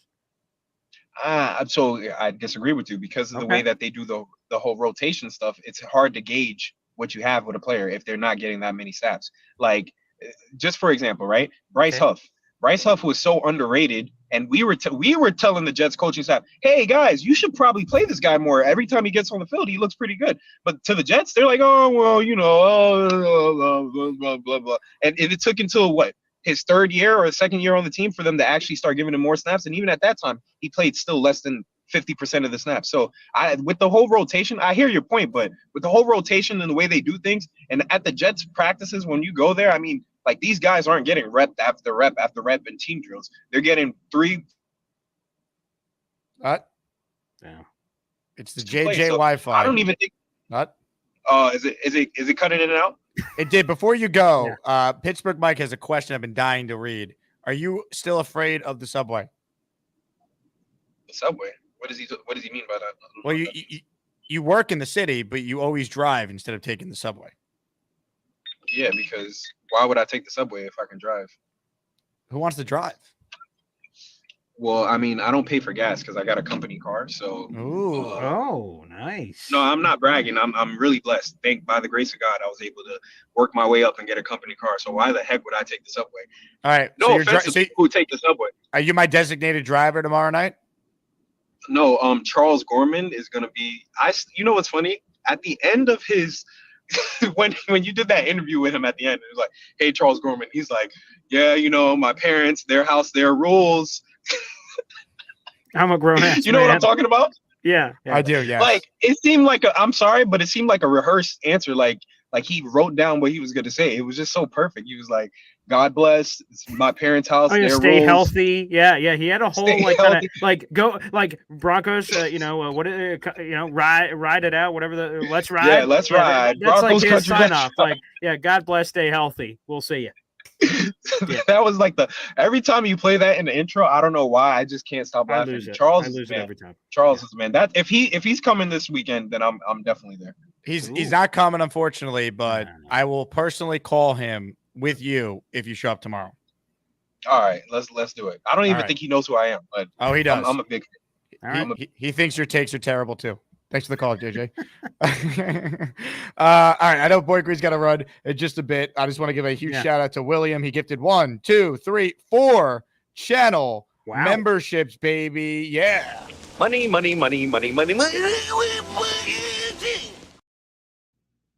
Sprague spree, a mini Sprague spree. 4 from William. Let me get to the names here real quick, and then we'll get to a couple more calls. Thomas Vera-DeRosa, Aran Mutani, TJ, Michael Estrada. You are all as maniacs. Welcome. We've added 6 members on this channel. I think we had 100 in the first show today, which was absolutely insane. We got a 50 spot from the big fella, which make it 7. Jake William just threw another one in there. You know what? When we get intervals of 5, then we play this. I am the master of the Sprague spree. Take this, Jake, you little bitch. Yeah, baby. 5 from William in total. He also has a super chat that says Jets. And he says Jake rules. William, you're the man. All right. More calls right now. We got to get this guy in because he's going to bring it. Ladies and gentlemen, we go to Neil. Hello, Neil. Jake, how are you? Paul, how you doing? God bless, Jake. Listen, first off, Gary, Michael Clemens stinks. I don't think he's terrible. That's all I want to say. This guy, I saw him go against the left tackle on the Carolina Panthers, and he was on his butt. Forget about pass rush. He's a big, stupid moron who can't. All he does is get into fights. If I need a guy that's going to fight, I'll get Michael Clemens. If I need a guy to rush the quarterback, he is not the guy, okay? So let's just start with that. So I cannot stand the takes anymore. I think Lane Train has better takes than Gary. So let's stop Lane right always there. has better takes than Gary. That's a given. Jesus Christ. I can't take it, Jake. I can't take it anymore. I can't take it. I love you. I love to chat. I love to come on and give my little Gary, stuff, you there? Neil's going in on you. I don't want to even look at it. I can't stand it. Please. Don't put me on with Gary. I can't take it, okay? He should stick to boxing. He doesn't know nothing about the Jets. All right? I don't want to hear about him anymore. He does not know anything about the Jets. I only want to talk and hear people on this show that are educated about the team that we root for. I do not want to hear takes from a boxing expert, okay? I don't want to hear it anymore. All right. Hold on. Calm down. I know I could bring someone on who knows plenty about the Jets. Hi, everybody. This is Bob from Vermont. I am Bob, of course. Hi, Neil. How you doing? Bobby, how you doing, buddy? How I you love feeling? you, Neil. I love you. I love you. How you feeling? I want to know first how you feel. I'm feeling much better. My toes getting better. Okay. It was 4 centimeters. Now it's down to 1. Perfect. And you look a lot better. You look a lot healthier. Yeah. I'm taking my medicine. Jake, I'm sorry to say, Jake, I had some I had a little email. I am not going to be able to make it tomorrow. Oh no! Wait a minute. Oh. My cousin passed away over a I'm week sorry, ago, Neil. and they're having a memorial for him tomorrow between 5 and 7 in Freeport, Long Island. I am going to go, and I'm going to get to the memorial by 5. I'm going to be out of there 6:30, so I can get to the game at 7 on my TV. So I will not miss the game, but I certainly can't make it to the city from Freeport by 7. Wait a minute. You could call in my show. I'm going to be live, and Jake's going to be in there. Okay, well, I'm going to give my analysis of the game afterwards. Yeah. I want to make a point. I listened to Fireman Ed. He has a podcast with a couple of other guys, and they were talking about Hassan Reddick, and Fireman Ed made a very, very good point. He said, I'll start to worry after the Giant game if he's not reporting, because if he reports by the Giant game, we still have 12 or 14 days before the opener. Yeah, he'd play week 1 if he did. Yep. Correct. Yeah, he'll have plenty of time. He'll have 8-9 practices. He'll have plenty of time to get himself up to speed. We need him game 1 against the 49ers. I do not see Michael Clemens. I do not see Will McDonald chasing down the quarterback. Maybe I could see Will McDonald in the fourth quarter. If we bring him in and it's a definite passing situation, I don't have a problem putting Will McDonald in there. But if it's going to be any possibility of a run, all they have to do is run in his direction, and the guy's going to run right by him because he doesn't have the power to stand up a left tackle and make a tackle on a running play. I don't see it at this point. Paul, what's your thoughts on that, Paul? Neil, before you go, I just want to say condolences to your family. Yeah. You will be missed tomorrow, but we will have plenty of other watch parties for you to be at, so don't worry. I will be at the game 1 watch party for sure. So, ladies and gentlemen, anyway, Neil. I want to just say, again, Paul, what's your thought, Jake, on Will McDonald in anything but passing situations? Yeah, and these goddamn exploding cigars. Like, gotta go, Jake. I'll call back later. Shit. I had to do that first. That is a tradition. We'll come back to Bobby after. Yeah, and no, I see Jason Del Monte says it. What about if Trent Williams isn't there? Trent Williams has been holding out, and Kyle Shanahan's quote-unquote optimistic he returns. That's our starting left tackle. He's one of the best left tackles in football. What if he's still not there? Christian McCaffrey's got a calf issue. What's going on there? Brandon Ayuk, what the hell is going on there? So I don't think we're hearing enough about the 49ers issues. It's not just their perfect Jets are like, Hassan Reddick drama. What about the 49ers? They got a lot of crap to deal with. Yeah, that is well said. Can we finish the Bobby call before you go? Because he'll yell at me if he doesn't get a chance to say hi, Boy Green. Bobby, hello. Hi, Boy Green, how you doing? And I think tomorrow Allen's going to run. Brendan Allen's going to run for over 100 yards. Braylon Allen. Braylon Allen. You're calling him like Brandon the third or fourth still. person. Okay, Brandon today. Braylon Allen. How's that? Braylon. There you go. Braylon Allen. There you How's go. that? Better? Yep. Yeah. He's going to run over 100 yards tomorrow. Wow. Okay. Yeah. I think he has the possibility of running over 100 yards tomorrow over those stinky Carolina Panther defense. Yeah. That's what's Is everyone stinky, Bobby? Does anyone ever smell nice? Well, I'm just talking about the teams that have stinky players, like the Eagles. Okay. I hate the Eagles. They suck. I hate the who else do I hate? Oh, I definitely hate the Broncos. Okay, that's specific. All right. It's a random one. Quite. And the Raiders, I never liked the Raiders either. Okay. They were nasty back then. Remember how nasty they were? They were stinky. Okay. No, they were nasty. Oh, they were stinky. Oh, okay. That's 3. Who else is on this list? That's about it right now. Okay. Oh, okay. All right.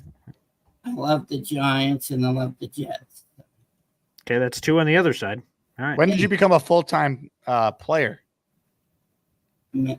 Full-time player? What are you talking about? That's what it says underneath your name. It says Bobby Midnight, full-time player. I know. I know. Player. Gator put it in there. Yeah. And he put that new Gary White thing on. Disgusting. I don't like it. Bobby, you really need to calm your freaky down, cause I'm not there to help you. Oh, wiggle, beagle, beagle, deedle, deedle, beagle, beagle. I knew you were going to play that. I knew it. Yeah, I'm in the entertainment business, Bob. You got to understand that. You better not play tomorrow at the meetup. I can't play it. How am I going to play it? Is it robot?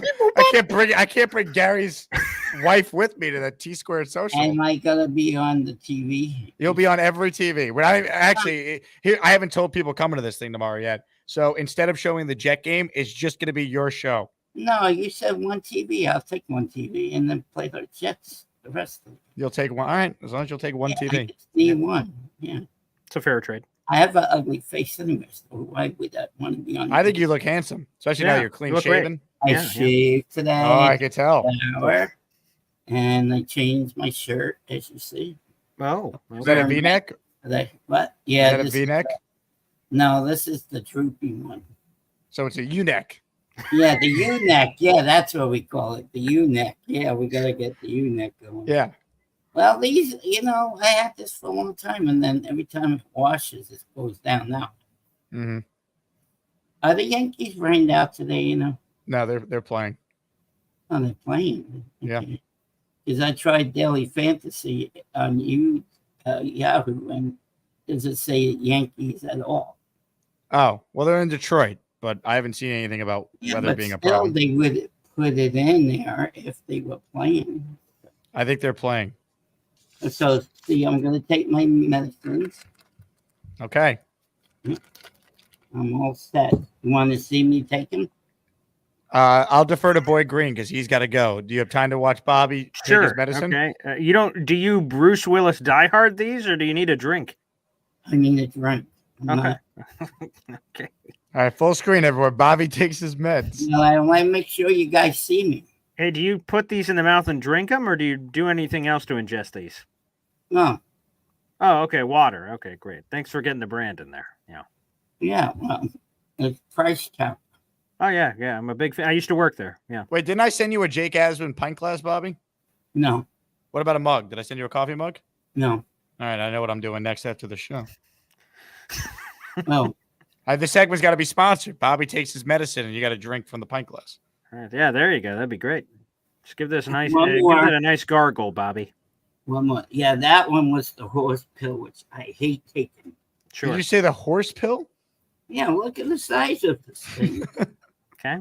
Look at the size of this thing. Okay. Yeah, sure. Yeah, throw one out there. Yeah. Look. Yeah. Wow. That's a horse. Jesus. I know. Good Lord. Okay. Uh-huh.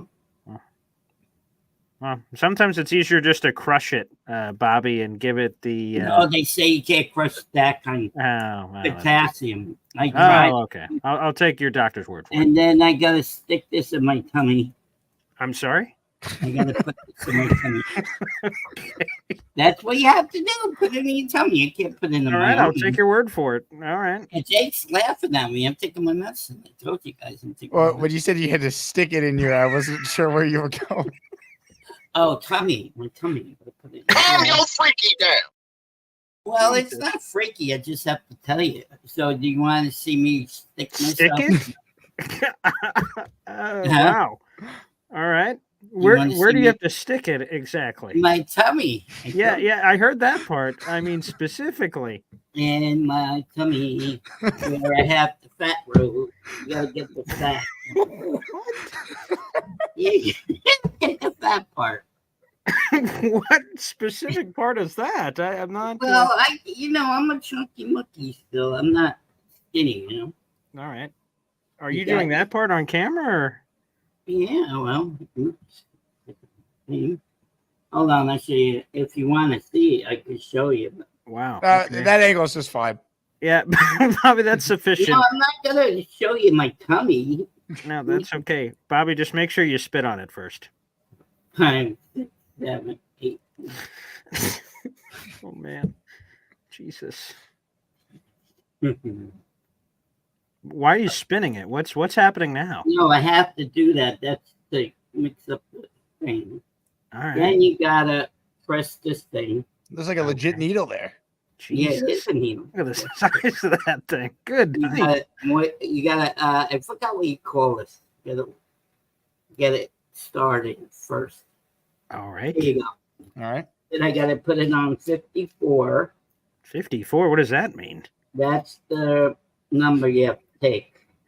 I don't know what the number. It's the number you have to take. Are you going to count to 3 before you stick it in? You have to count to 20. 20? What? Why? Yeah, because the medicine goes in that. Oh, you mean after it's injected, you count to Yeah. 20 to make sure it's all in there. I just meant count before you jab yourself. No. Is that happening right now? Oh, sorry. Okay, I don't want to mess up your counting. You have to count. No, that. I got it. I got my count. What? You gotta let it out slowly. And all done. See, I took that's Wow. my insulin. Wow. Yeah. All right. I've been doing that happened. since I got out of the hospital, faithfully. I showed it on my show too. All right, I'm all done. All right, Bobby. Well, thank you for this one. This will go down amongst the more memorable ones you've had. Yeah, well, I'm in a good mood. Like Neil says, I look better. Didn't he say I look better? Oh yeah, you said you're a hot box of rocks. Well, you know I need to walk more to survive unless Jake is going live. Gotta elevate my leg on Bobby. You know, I've taken a lot of calls from Bobby over the years. That one right there was maybe the most unique. Wow, that's a beautiful way to describe it. Such a wordsmith, Jake.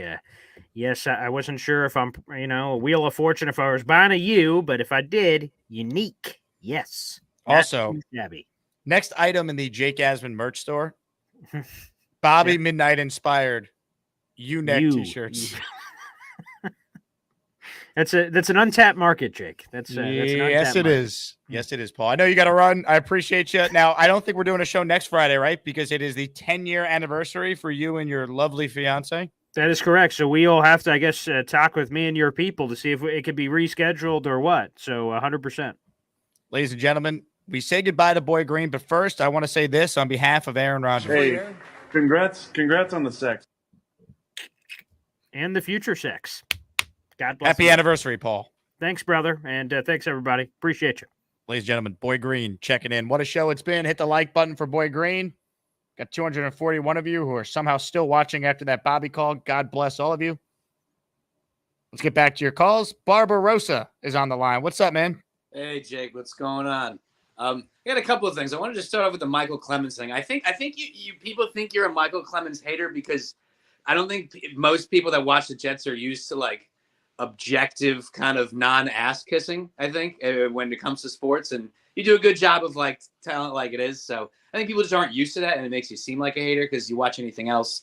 They get paid to say nice things about the athletes on the team that pays them. So it's I don't hate him. Like I'm just not going to sit here and act like he's just like he's an awesome player. Like to me, he's just a guy. Like he hasn't proven anything. I'm rooting for him. I think Will McDonald has a much higher ceiling, and I think it's a problem if Clemens is playing more than McDonald. I think it says more about McDonald than it does Clemens.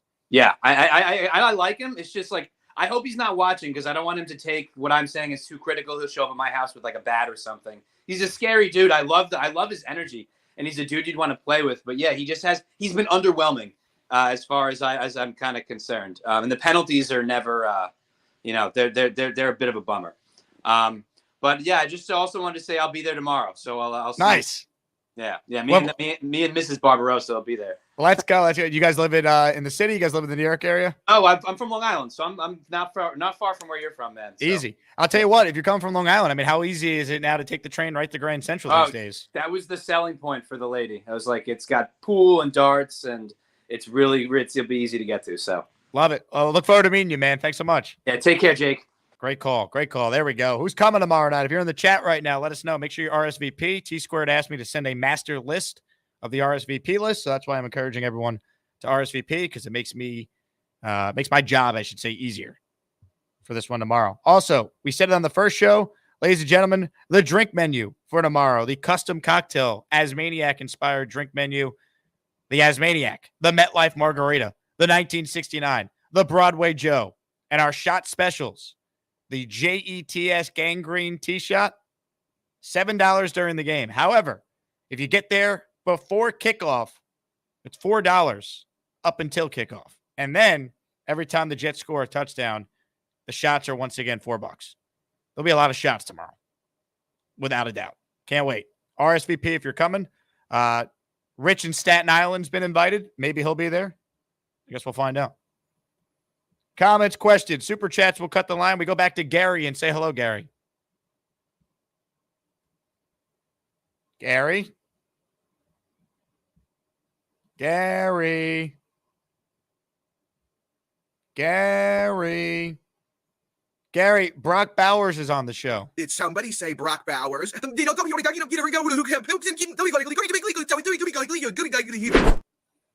Yeah, still not there. Let's go to the big fella who's on the line. Hello, big fella. What's up, buddy?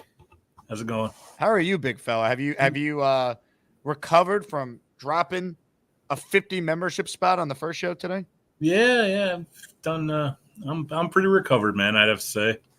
I drove from Tennessee to New Jersey yesterday, and then I drove from Tennessee to Pennsylvania yesterday, and then from Pennsylvania to Jersey today. So God bless America. You damn right.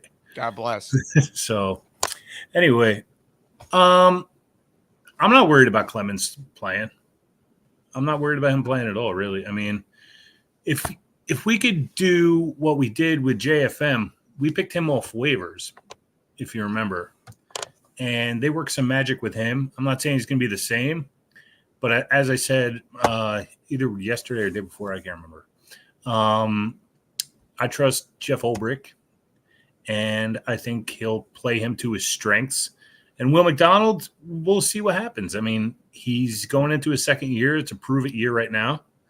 You know, everybody's expecting him to have the Jermaine Johnson jump, but not everybody's Jermaine Johnson. If he gets close to that, I'll be happy with that, and then take another jump next year. Yeah, no, they're going to have a good defense without Reddick. That's not, to me, in question. It's with Hassan Reddick. I think they're the best defense in football.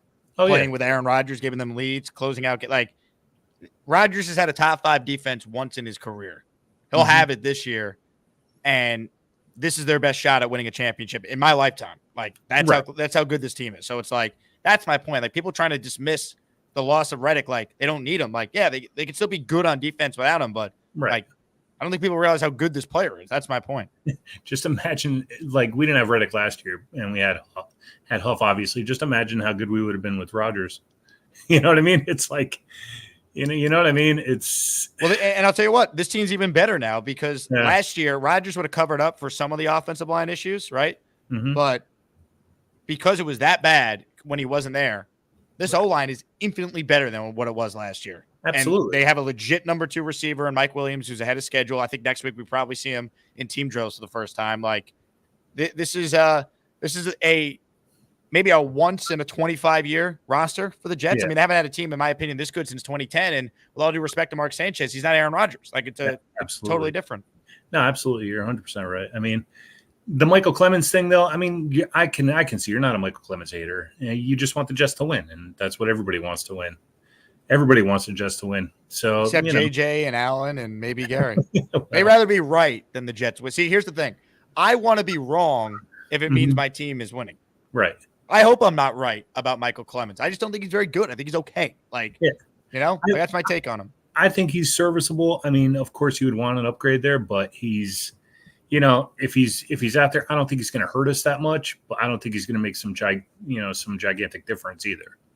You know, I just think he's going to take up a spot, and hopefully the other guys can pick up. That's what I'm seeing anyway. So, you know, anyway. You want to say hi to Gary? Sure. Hey, not? Gary. Still not why do people stay on? Well, I mean, Gary's got a history of this. Oh, well. Yeah, but I mean, it's on mute too, you know? So, I mean, I guess that's good, but I'm going to start charging people rent in the green room if they're not there. Yeah, it's pretty funny.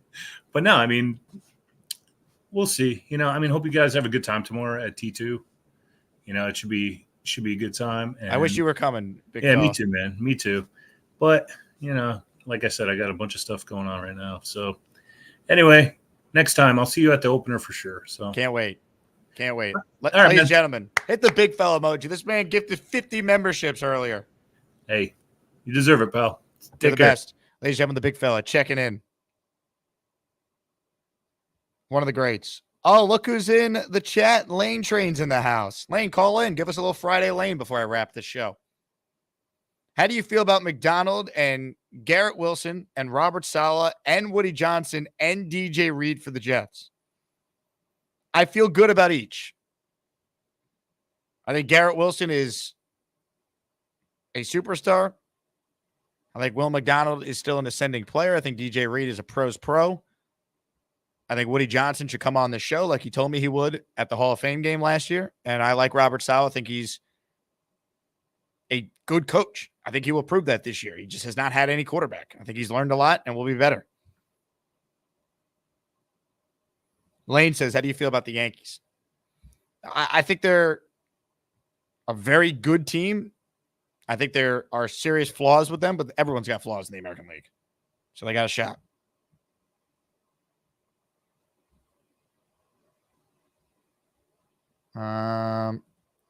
Comments, questions, super chats. This one is from Nose Kills with a super chat. Wow, a tough guy like Clemens says yoga. Maybe it's not surprising. Maybe it's the only calming thing keeping out of jail. I didn't know Clemens does yoga, but if he does, cool. Yoga's a hell of a workout, so good for him. You know who does yoga? Richie. Richie's like a yoga instructor. Richie from Jets Media. Sharif says, is Garrett a top 3 fantasy receiver this year? He could be. He could be. Yeah. I mean, if he's healthy with Aaron, yeah. He definitely could be. Brees, I think, could be the best player in fantasy in general this year. Could go 1 in some leagues. Tom says, Jazz injury hurt my feelings. At least Jazz said today that he thinks he's going to come off the injured list when the 10 days are up. So cross your fingers, Yankee fans, but it does seem like they avoided worst case scenario with Chisholm. Jose writes in, I'm a yoga instructor for married wives. Something tells me there's not such thing as a specific yoga instructor for married wives, but we'll go with it. Ladies and gentlemen, this guy typically calls us when he's on his bike. But he's in his car for this call. We say hello to Nate, parentheses Nate. Hello, Nate. Oh, look, I can do no hands on both. Oh, God. I try to stay a little bit more within the law when I'm on my 4 wheels. I'm in enemy territory now. I'm in New England. I'm going to scout a practice tomorrow for his jig. You poor soul. I'm going to see the family event, and then I'll be back for T-Squared by 7 o'clock. So, I'm excited for tomorrow. Again, I'm glad you're doing this. I want to echo my point that needs to be like the new home for Jets home games, and or at least for Jets fans for Jets home games in the city. There's no home destination, and I guess on your football point for today, Clemens, I more agree with you, and of course disagree with Gary. I feel like Gary throws a dart at a board and picks a guy or picks an argument, and then just goes like Mike Francesa on it. It's like we'll argue until he dies. I've never heard him mention Michael Clemens' name in my life. And then today it was like I thought it was like a Brock Bowers argument. Like I thought he was going Brock Bowers on Michael Clemens. I was shocked, but I guess we'll find out. I'm excited to see Will McDonald. Will McDonald was a first-round draft pick for a reason, and it's not because he's priced up. Like the guy played the run really well at Iowa State, and as we all know, it's a rotational system that the Jets have. So if Will McDonald by week 4 is playing better than Michael Clemens, this is not going to be a conversation. So whoever's playing better is going to be out there more on the field. But yeah, I'm super excited for our first-round pick, and super excited for T-Squared. We'll see everyone there tomorrow. $4 shots as Martinez is throwing for 3 touchdowns, and Evander Kennedy will have 2 on the ground. Cheers, Jake. We'll see you less than 24 hours. Nate, see you tomorrow. Can't wait. Gary, any thoughts on that response? You don't say. Look, Gary, the bottom line is your takes are terrible. No. They're bad. They're terrible takes, Gary. but we love your daughter. She's awesome. Chicken doesn't go with pasta. Don't you know it's disgusting? Chicken can't go with pasta. Why? Because of the texture. Instead, go get yourself pizza at the closest Shell gas station, because chicken don't go with pasta. I just discovered dogs are pets. What a moment in time. Carly writes in, if you say Weagle Deagle and click your heels 3 times, Gary will appear. Bobby, is this true? Maybe. Try it. Go ahead. I don't know how to say it. Weagle. You clicking your heels? I can't tell. Yeah, I am. Gary? Nope. That didn't work. He's not here. I'll play train. I talked to late train. Was that? What did you say? I want to talk to Lane Train. I miss him. He hasn't called in. I know. I hope he does. I said. All right. We'll try it again. See if we can get Gary back. He's not coming back. He's No, probably say Weagle Deagle and click your heels 3 times. he's probably walking the dog. How do we know that? That's what they think. The dog has to go to the bathroom at this time. Say Weagle Deagle and click your heels 3 times. Weagle, I don't know. No, he's not coming back. Not with that attitude. He's walking the dog. Hello, Lane Train. You're coughing a lot, Bobby. You okay? Yeah, I just went down the road too.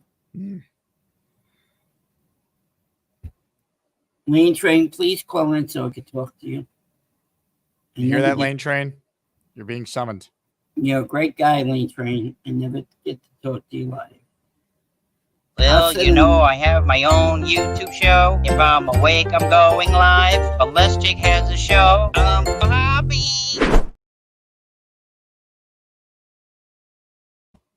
You heard the man. Bobby wants the Lane Train to call in. All right, a couple minutes left, so last chance to get in. We've added 6 members during this show.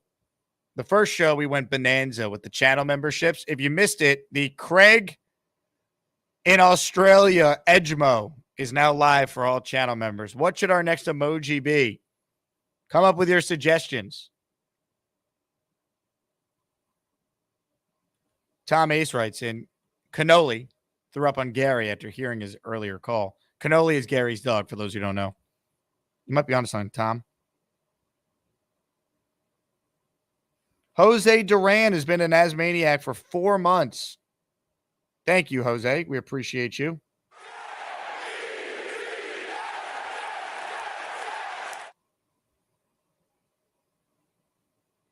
Derek says, Jacob, Michael Clemens has a good season. Would you say Gary was right for once on your show? Yeah, I'm rooting for it. Me saying I don't think Michael Clemens is a great football player does not mean I hate the guy, Gary. It just means I'm realistic. I hope he goes out there and balls out. I hope he has 10 sacks, and after each sack, he screams, F Jake Asman. I hope that happens. See, some people in my line of work, they're not actually fans of teams. They just root to be right. They rather be right than be wrong, no matter what. I'm the opposite. Right?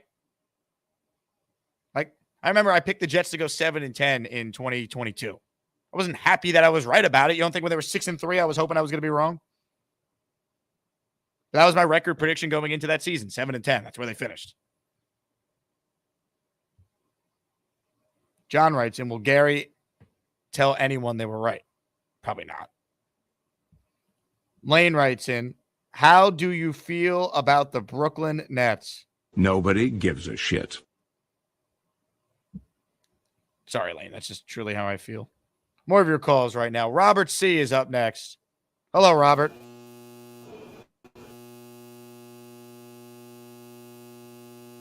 Hey, Robert, we can't hear you. Nope, don't hear you. We see you a lot better. There's more lighting in your camera shot. Nope, can't hear you. Can you hear me now? Yes, Robert, we hear you. Yeah, I had to unplug this mic here. Did you see Dano Jets? Did you see his tweet where he says the Jets are maybe the best in three phases of the game they ever been: offense, defense, and special teams? The best they've The ever best been in ever all three offense, the phases? best ever defense, the best ever special teams. I did not see that take. I mean, it's possible, but I wouldn't go Yeah, that I far just agree yet. with the kicking and punting. Yes, Robert, we hear you. Wait, I gotta turn down the sound here. I agree with the kicking and punting, but I'm not sure about the coverage. They got to prove it. Is the way I would look at it. The offense has the capabilities of being one of the better offenses they've had with the star power on it, but Aaron's got to be healthy.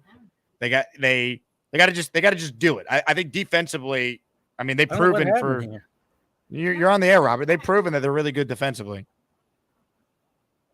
Yeah, I agree with the kicking and punting. I don't know what happened here.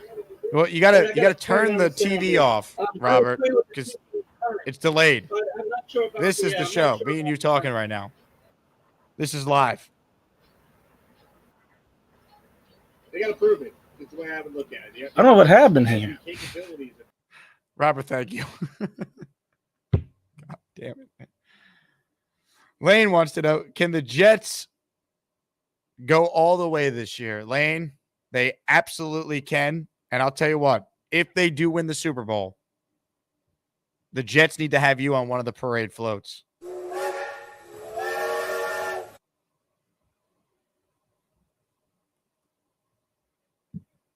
This is live.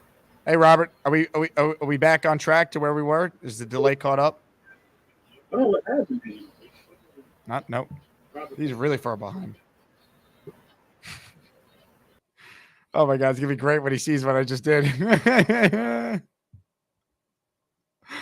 He is so far behind. Shout out to Robert C., who, quote, does not know what happened here.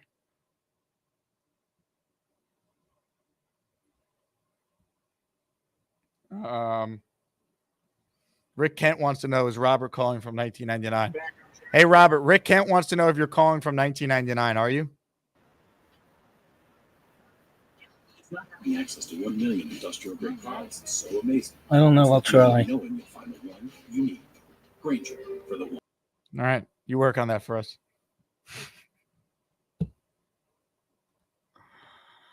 I can't, man. Hit the like button for Robert. Also, Lane is in the chat. The offer still stands. If you're the Asmaniac that gifts Lane Train a channel membership, any item in the merch store that you want, we send to you. Someone gifted Ricky his membership earlier, a listener named Mackenzie. I'll be sending him merch to make up for it. Let's check in with Robert now. Hello, Robert. What's going on?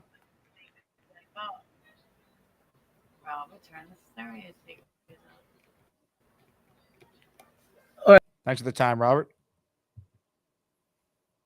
Jay writes in, Robert C. using a Radio Shack computer. That's possible. Scott says, I'm in the lobby. Can you add me to the live? Scott, go put your camera on so I can see you first. We got some guardrails here.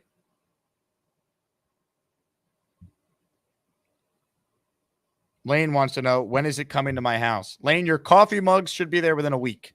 I sent them out yesterday or this morning. I forget. More calls right now. Scott Campbell's camera's on, and he's next. What's up, Scott? Hey, Jake. How you doing? How's it going, man? Good. So I've been trying to, I've been following along for probably about a month or so. You know, I'm new to the channel. I happen to represent one of the Jets players, his agent. I'm actually Cole Laval's agent. I think we talked like a couple of days ago, whatever. And I had asked the chat about how the Jets fan had felt about Laval making the 53-man roster and how they felt as though he did against the Commanders last week. I was there, and I'll be honest with you, I can't say what team I like, but just put it this way, on the NFC.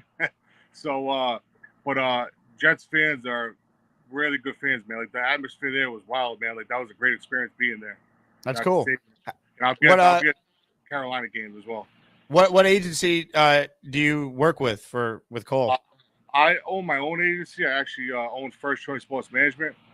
So I think I gave you a follow like that. We have several mutual friends. I actually on my Instagram page is First Choice Sports _ if you want to get. Yeah, I'll message you off there. We'll definitely connect. That's awesome. To be honest, I'm looking forward to watching more of him. I've been so focused on like Olu and some of like the other new additions to the line. But yeah, I mean, his story is awesome. I mean, he could play every position, which the versatility is cool. I mean, these next couple games are obviously going to be big for him. Yeah, no, he did a great job last week. I mean, I'm no scout or anything by any means, but I had him for like 5 or 6 pancakes. I mean, he was pulling guard. Had a big run for a couple of the running backs. Like your team overall, Jets as a whole, the nation, the whole team is just studded. There's no way that the Jets should not be in the Super Bowl this year by any means, because the way that their lineup is just insane. Like, and then being at the joint practices, and just seeing them overall, like it's a great experience. Everybody's doing a great job. Yeah, it's look, I could tell you they definitely have one of the more talented teams in the league. So if Cole doesn't make the Jets, there's going to be 31 other teams that are going to be interested in looking at his tape from this preseason. Especially coming over from the UFL, the Brahmers, not letting up a sack. I mean, his biggest thing was he was like a run passer, run blocker, and now like when they have a pass coverage, they put him at left guard, right guard. Between you and I could say it right now, it doesn't matter, but they're going to be rotating him at center as well. So him interesting. 6'6", 325, 330 came into camp. He's getting a lot of love, which is good. So, I just wanted your opinion on what you thought, because I mean, you have a good following and you have a good fan base, on your end. I appreciate it, Scott. Yeah, you know what? I mean, I'll be closely watching tomorrow. It's a good nugget. So you expect him to get center reps tomorrow in this game? It's not cut in stone yet, but it might happen. But he's definitely playing the whole game. He did play 3 minutes left for the first quarter. And he did have a lot of reps, but like joint practice, obviously a lot. Went down with the scuffles yesterday, which is going to happen. That's football. That's Yep. how you mold your team and your teammates get better and you guys back each other up. But there's going to be a lot of these guys getting looks. If these guys aren't getting looks, look at the kid, the safety from the Giants the year before last. He was picked up they saw him in joint practices. I think with the Jets, and Jets drafted him. Yeah, Jason Pinnock. Yep. And then they end up seeing him during practices, and they end up, bringing him in, and now he's a starting safety for the Giants. Which the Giants ain't saying much because they're in a full rebuild right now. But I wanted your opinion. I've been trying to get in your ear and trying to figure out what you thought about him. I mean, I know there's a lot more guys that above him, but rightfully so. I mean, they gave him a 3-year deal when most UFL guys weren't getting 3-year deals. They're getting 2-year deals or 1-year deals. Yeah, 100%.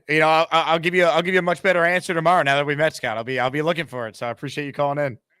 I mean, like I said, I bought a hat. Before I get into the game, I found a Target because it wasn't honestly a lot of shops near the stadium. It blows my mind. There's not a lot of stores that carry Jets merch.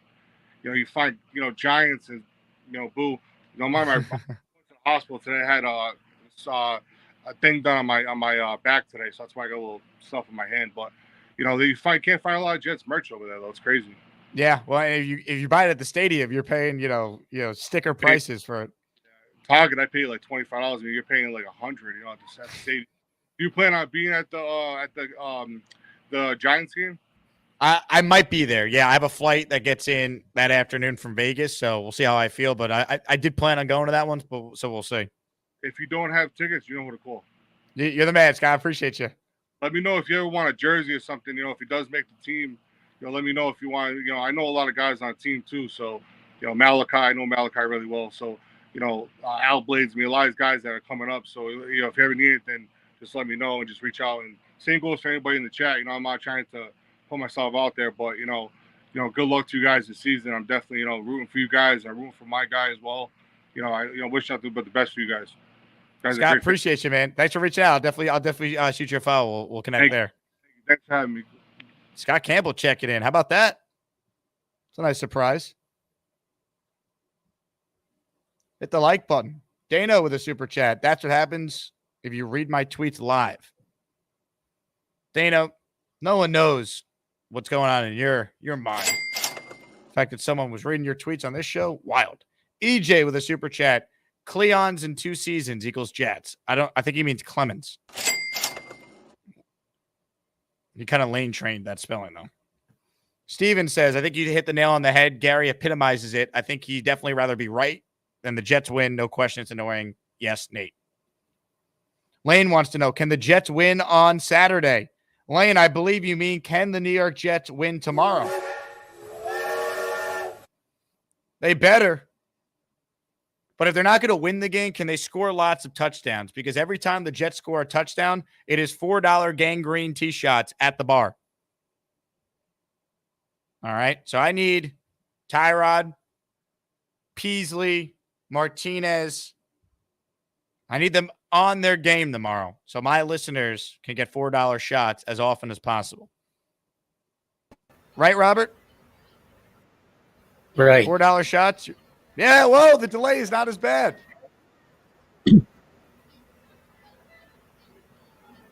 Isn't it on? No camera? Oh, I got it resolved. I get the camera resolved and then something else. Robert? But as far as the Jets special teams, I agree with the punting and kicking. But I'm not so sure about the coverage. The kick coverage. Punting and kick coverage. Robert, did you call in twice? How is this possible? How are the two of you on the line? I don't know how you did that, Jake.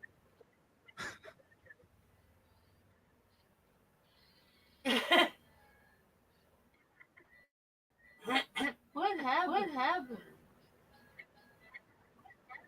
I'm double screened by myself here. Hi, Robert. Right? Bobby Midnight. Where are you from, Robert C? Bobby Midnight. Where do you live, Robert C? Sound like you have an accent. Where are you? Windsor, Virginia. I'm from New York. I spent my years out in Ohio. Spent my high school years out in Ohio. Oh, I thought you were from across the lake. I thought you were like Irish or something like that. Hampton Roads, Southeast Virginia. You sound like you Craig is from Australia. You sound like you're foreign. Like you're from a different country. That's what it sounds like to me. Jake, why do you put me on? I'm getting a lot of echo coming off my microphone here. Turn off you got to turn down your TV. That's the problem. Turn down your TV. There's no TV. TV's not on. It's turned. Well, I don't know how you call back twice. You're echoing crazy. We can hear your echoing. There's something in the settings here. Yeah, no, that's fine. You could come on my show if you want. Now I know who you are. I didn't know who you were. I appreciate it. Yeah, I didn't know you were Robert C. So now you can come on. And I'm going live after the show. I realized something happened the night before I came on your show about a month ago. You had some guys come on camera and it caused you to cancel your show. I heard about that. And you made a comment later on that you thought I was one of those guys or something. Okay, you got echoing. You got to turn off one of your other cameras. There's Gary. Gary. Gary's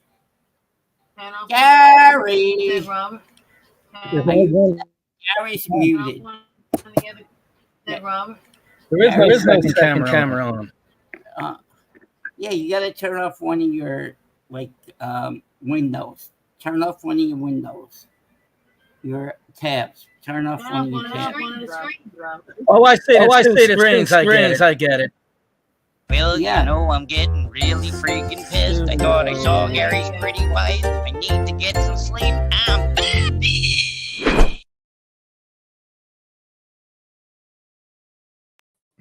All right, I'm back. Did I miss anything?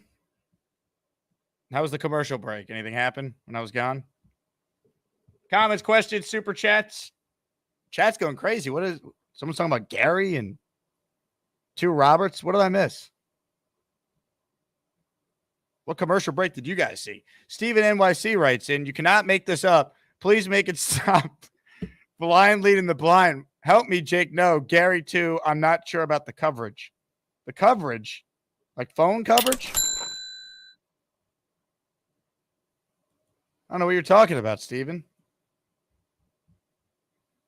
Man. Let's check in with Gary right now. What's up, Gary?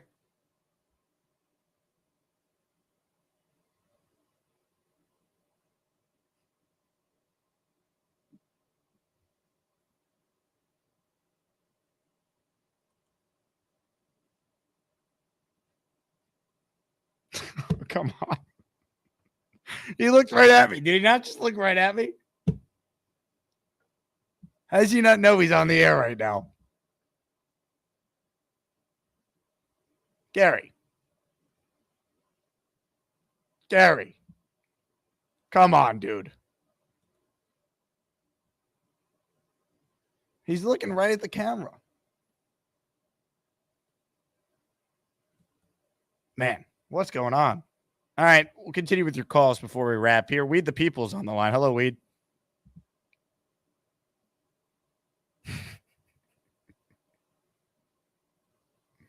Weed.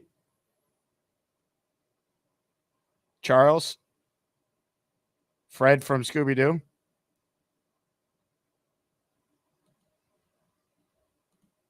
Gary. Wait Robert a minute, C. something's wrong. I'm still on. Bobby Midnight. Gary is muted, Jake. He is muted. Is he? I couldn't tell. Tammy Cole. Look at the microphone. Gary, you're I didn't muted. realize I was still on here. Well, at least you're not double. I don't know how you fixed that. Yeah, what happened is I mean, I backed up about 10 minutes or so on the video, and I said something's wrong. And I mean, they're showing Scott Campbell again.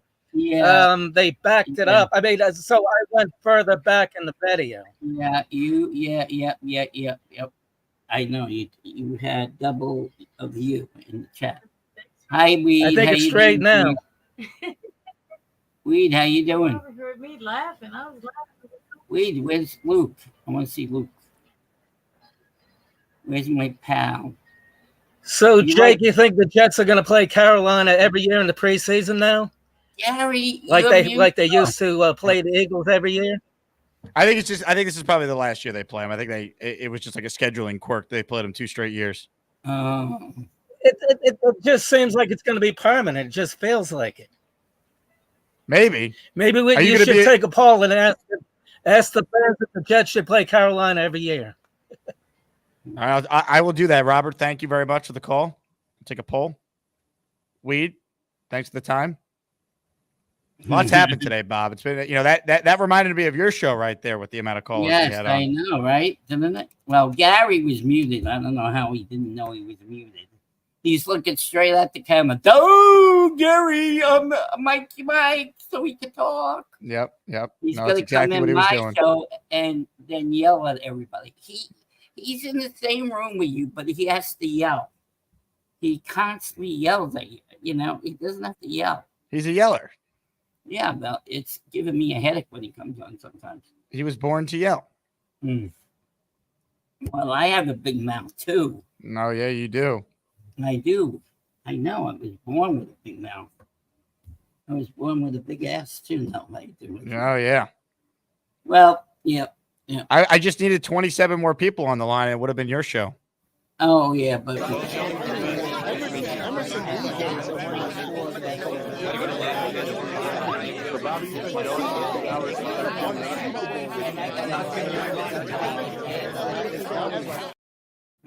yeah, that's a good one. I like that one. But I like the best one was I seen chicken and pasta.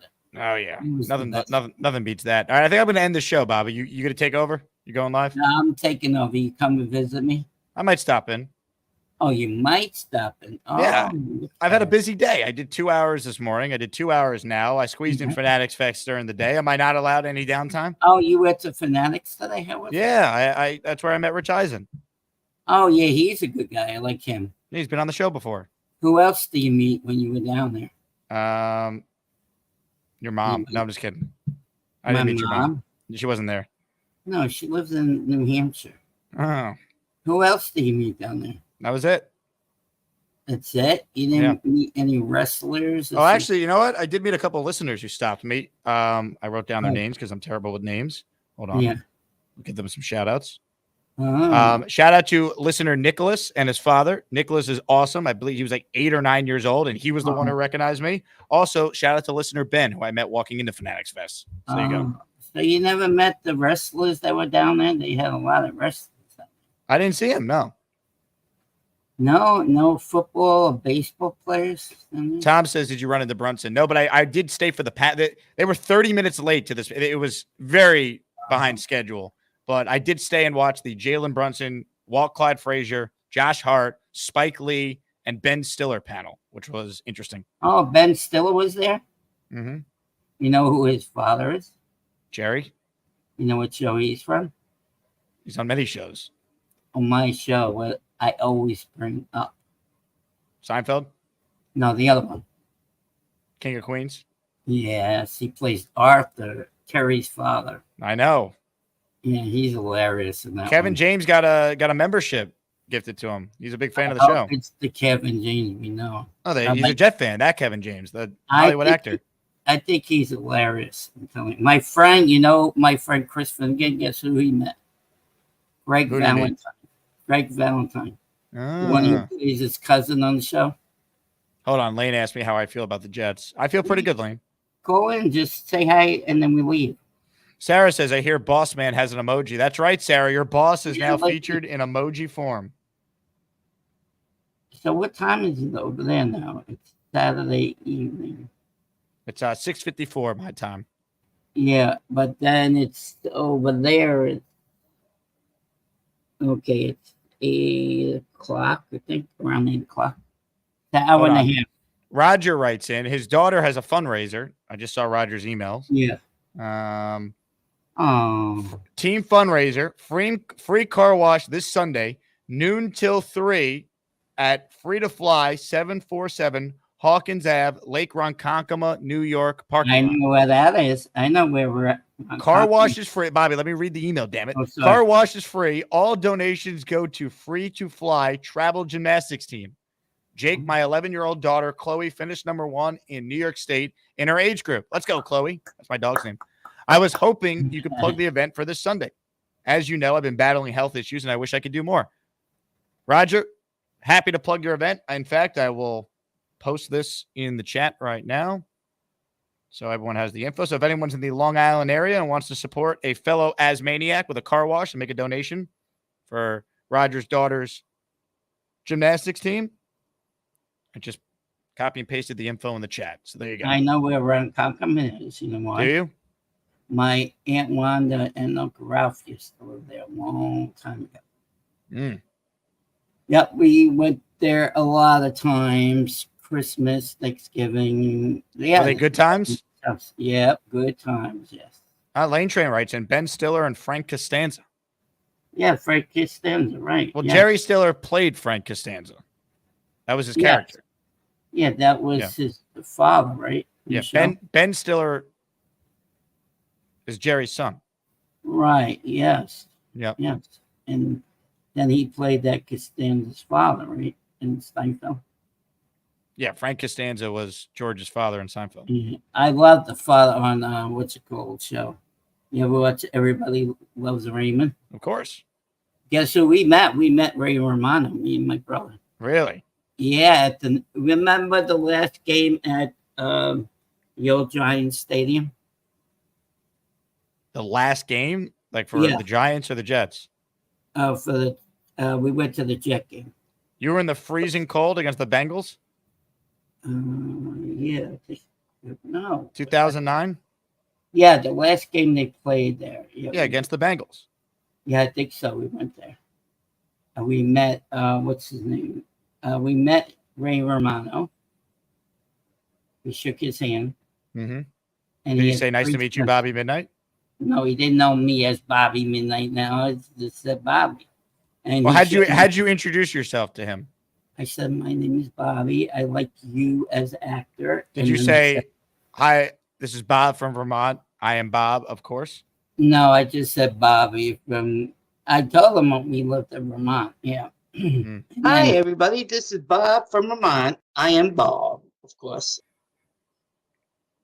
That's right. That's what you should have said. Gary's on the line. What's up, Gary? I just called in because I heard back and I wanted to let Bobby know he was correct. I was actually out walking my dog. I don't know how he knew that. And now I'm irritated, right? Because it's 105 degrees outside, and I just get irritated when it's 105 degrees outside and they have to be out in the heat. We got Cannoli these little like puppy shoes, like puppy mittens for her feet, so she doesn't burn her feet on the sidewalk. Oh, definitely. Yeah. Gary, I was right. I said, Bobby, I wanted to let you know that you were correct. But you were muted when we were looking at you. You muted. You're looking at the screen, and we died laughing. We couldn't figure out. I'm trying to schedule these appointments. I got a lot going on. Yeah, but he's going to charge you rent if you're not there. If you're not there at the camera, he's going to charge you rent. That's right. I'm charging you rent in my green room. Are you going to come to my show, Gary, after this show? Yeah. Can I work while I'm on? Of course. Then sure. Yeah, absolutely. You can do what you want. Just don't Absolutely. do that boxing. I know. No boxing. No. boxing. Okay, I wanted to finish the story, Jake. There's more to the story? Yes, I said to him. Hold on. If there's What? more to the story, I got to play Gary off. You know how the show works, Bobby. Stand by. Gary, thanks for the time. I'm going to make Appreciate sure to you. leave this time. Thank you. All I'm right. going to leave. Bye. God bless. We love you. Farewell. Gas station pizza is better than a Big Mac. All right, finish the story. So I shook his hand and then I said, "Oh, I was in love with your wife. She's a very pretty lady." In the show. God. In the show, she was very You said that to Ray Romano? in the show, his wife in the show. Yeah. And did he say this to you? Well, like good looking chicks in that family. Wow. Bobby. Oh, yeah, baby. Things are about to get crazy here on the Jake Asman Show. Calm your freaky down. Sometimes we try, but that freaky just take us over. Give him some of your loving voice. Oh, yeah, hide them kids. Again, leave your damn freaky down. Too you sexy. you gotta chill, man. I might call him. I got my show might start at 5:30 because Bonesy's going to be at the thing, right? At his shoe store. Because Yes. you got to sing him a happy birthday. So you're gonna start your show an hour and a half before the Jet game starts tomorrow. Yeah, well, you know me. And then after your show, I'll go on after your show tomorrow with Nick Shine. Why don't you just do one show tomorrow? Just wait till tomorrow night to do a show. I don't think No. you have 2 long shows in you tomorrow, Bob. Yes, I do. I'm feeling a lot better. Yeah, but you're not going to feel better if you use all your energy on 2 shows. No, I feel great now. All right. Taking medicine. My antibiotics are working, so I feel good. All right. Well, Bobby, this has been a lot of fun today. I'm going to end the show. All right. We'll send everyone your way. No, I know. I understand. You're a good guy. All right. I appreciate it. What do you have for dinner tonight? Chipotle? You mean Chipotle? Chipotle. I haven't figured that out yet. I don't have dinner plans as of now. Oh, okay. How was dinner last night with Carly and her friend? It was good. Yeah. Good Maybe Mexican you place. guys- Not as good as Texas, but it was good. Do you go to Italian place? No, I said we went to a Mexican place. Oh, Mexican. Good. Yeah. I love, Taco Bell. I go to. That's not real Mexican. Well, it's kind of Mexican. That's fast food. That's what we have up here. Vermont sucks with restaurants. They don't have any Mexican restaurants? No, just Taco Bell. That's, up here, Guess what? Craig wants to visit me up in Vermont when he comes down. He said it on my show this morning. I was there. Yeah, well, I was asleep and I was in the Discord last night and I just overslept. Yeah, in Nick's Discord, I slept. Riveting. I even slept in Nick's Discord last night. They tried to wake me up and they did finally. This is why you shouldn't do 2 shows tomorrow. Just do 1. No, I'm fine. All right. Okay. Okay. We'll see you tomorrow. Oh, I'll see. Maybe you come to my show later. All right. You have a good one. You too. Bye now. All right. Farewell. Well, you know I have my own YouTube show. If I'm awake, I'm going live. Ballistic has a show. Bobby. Well, Bobby's going live, so we will hand things off to him. Thank you to Boy Green, who came on for the first hour of the show. He was awesome. Thank you to everyone who called in. All the super chats. 7 of you gifted memberships, so thank you. Appreciate that. We're back tomorrow. I got Nick Shine coming on. 9:30 a.m. start time. Give you a show tomorrow. TBD. If there's a post-game show tomorrow night after the game. I probably will be too busy / having way too many jet gangrene shots to do one, but you never know. If I don't do a post-game show tomorrow night, we will do one first thing Sunday morning reacting to the game. So I look forward to seeing all of you tomorrow in person at T-Squared Social. Please RSVP with the link I have in the description, the pinned comment. Find me on Twitter or Instagram. The link is everywhere. It's easy to get to. RSVP if you're coming. Enjoy the drinks. Enjoy the magic of it all. I can't wait. JETS, Jets. And I have something I want to tease on the way out.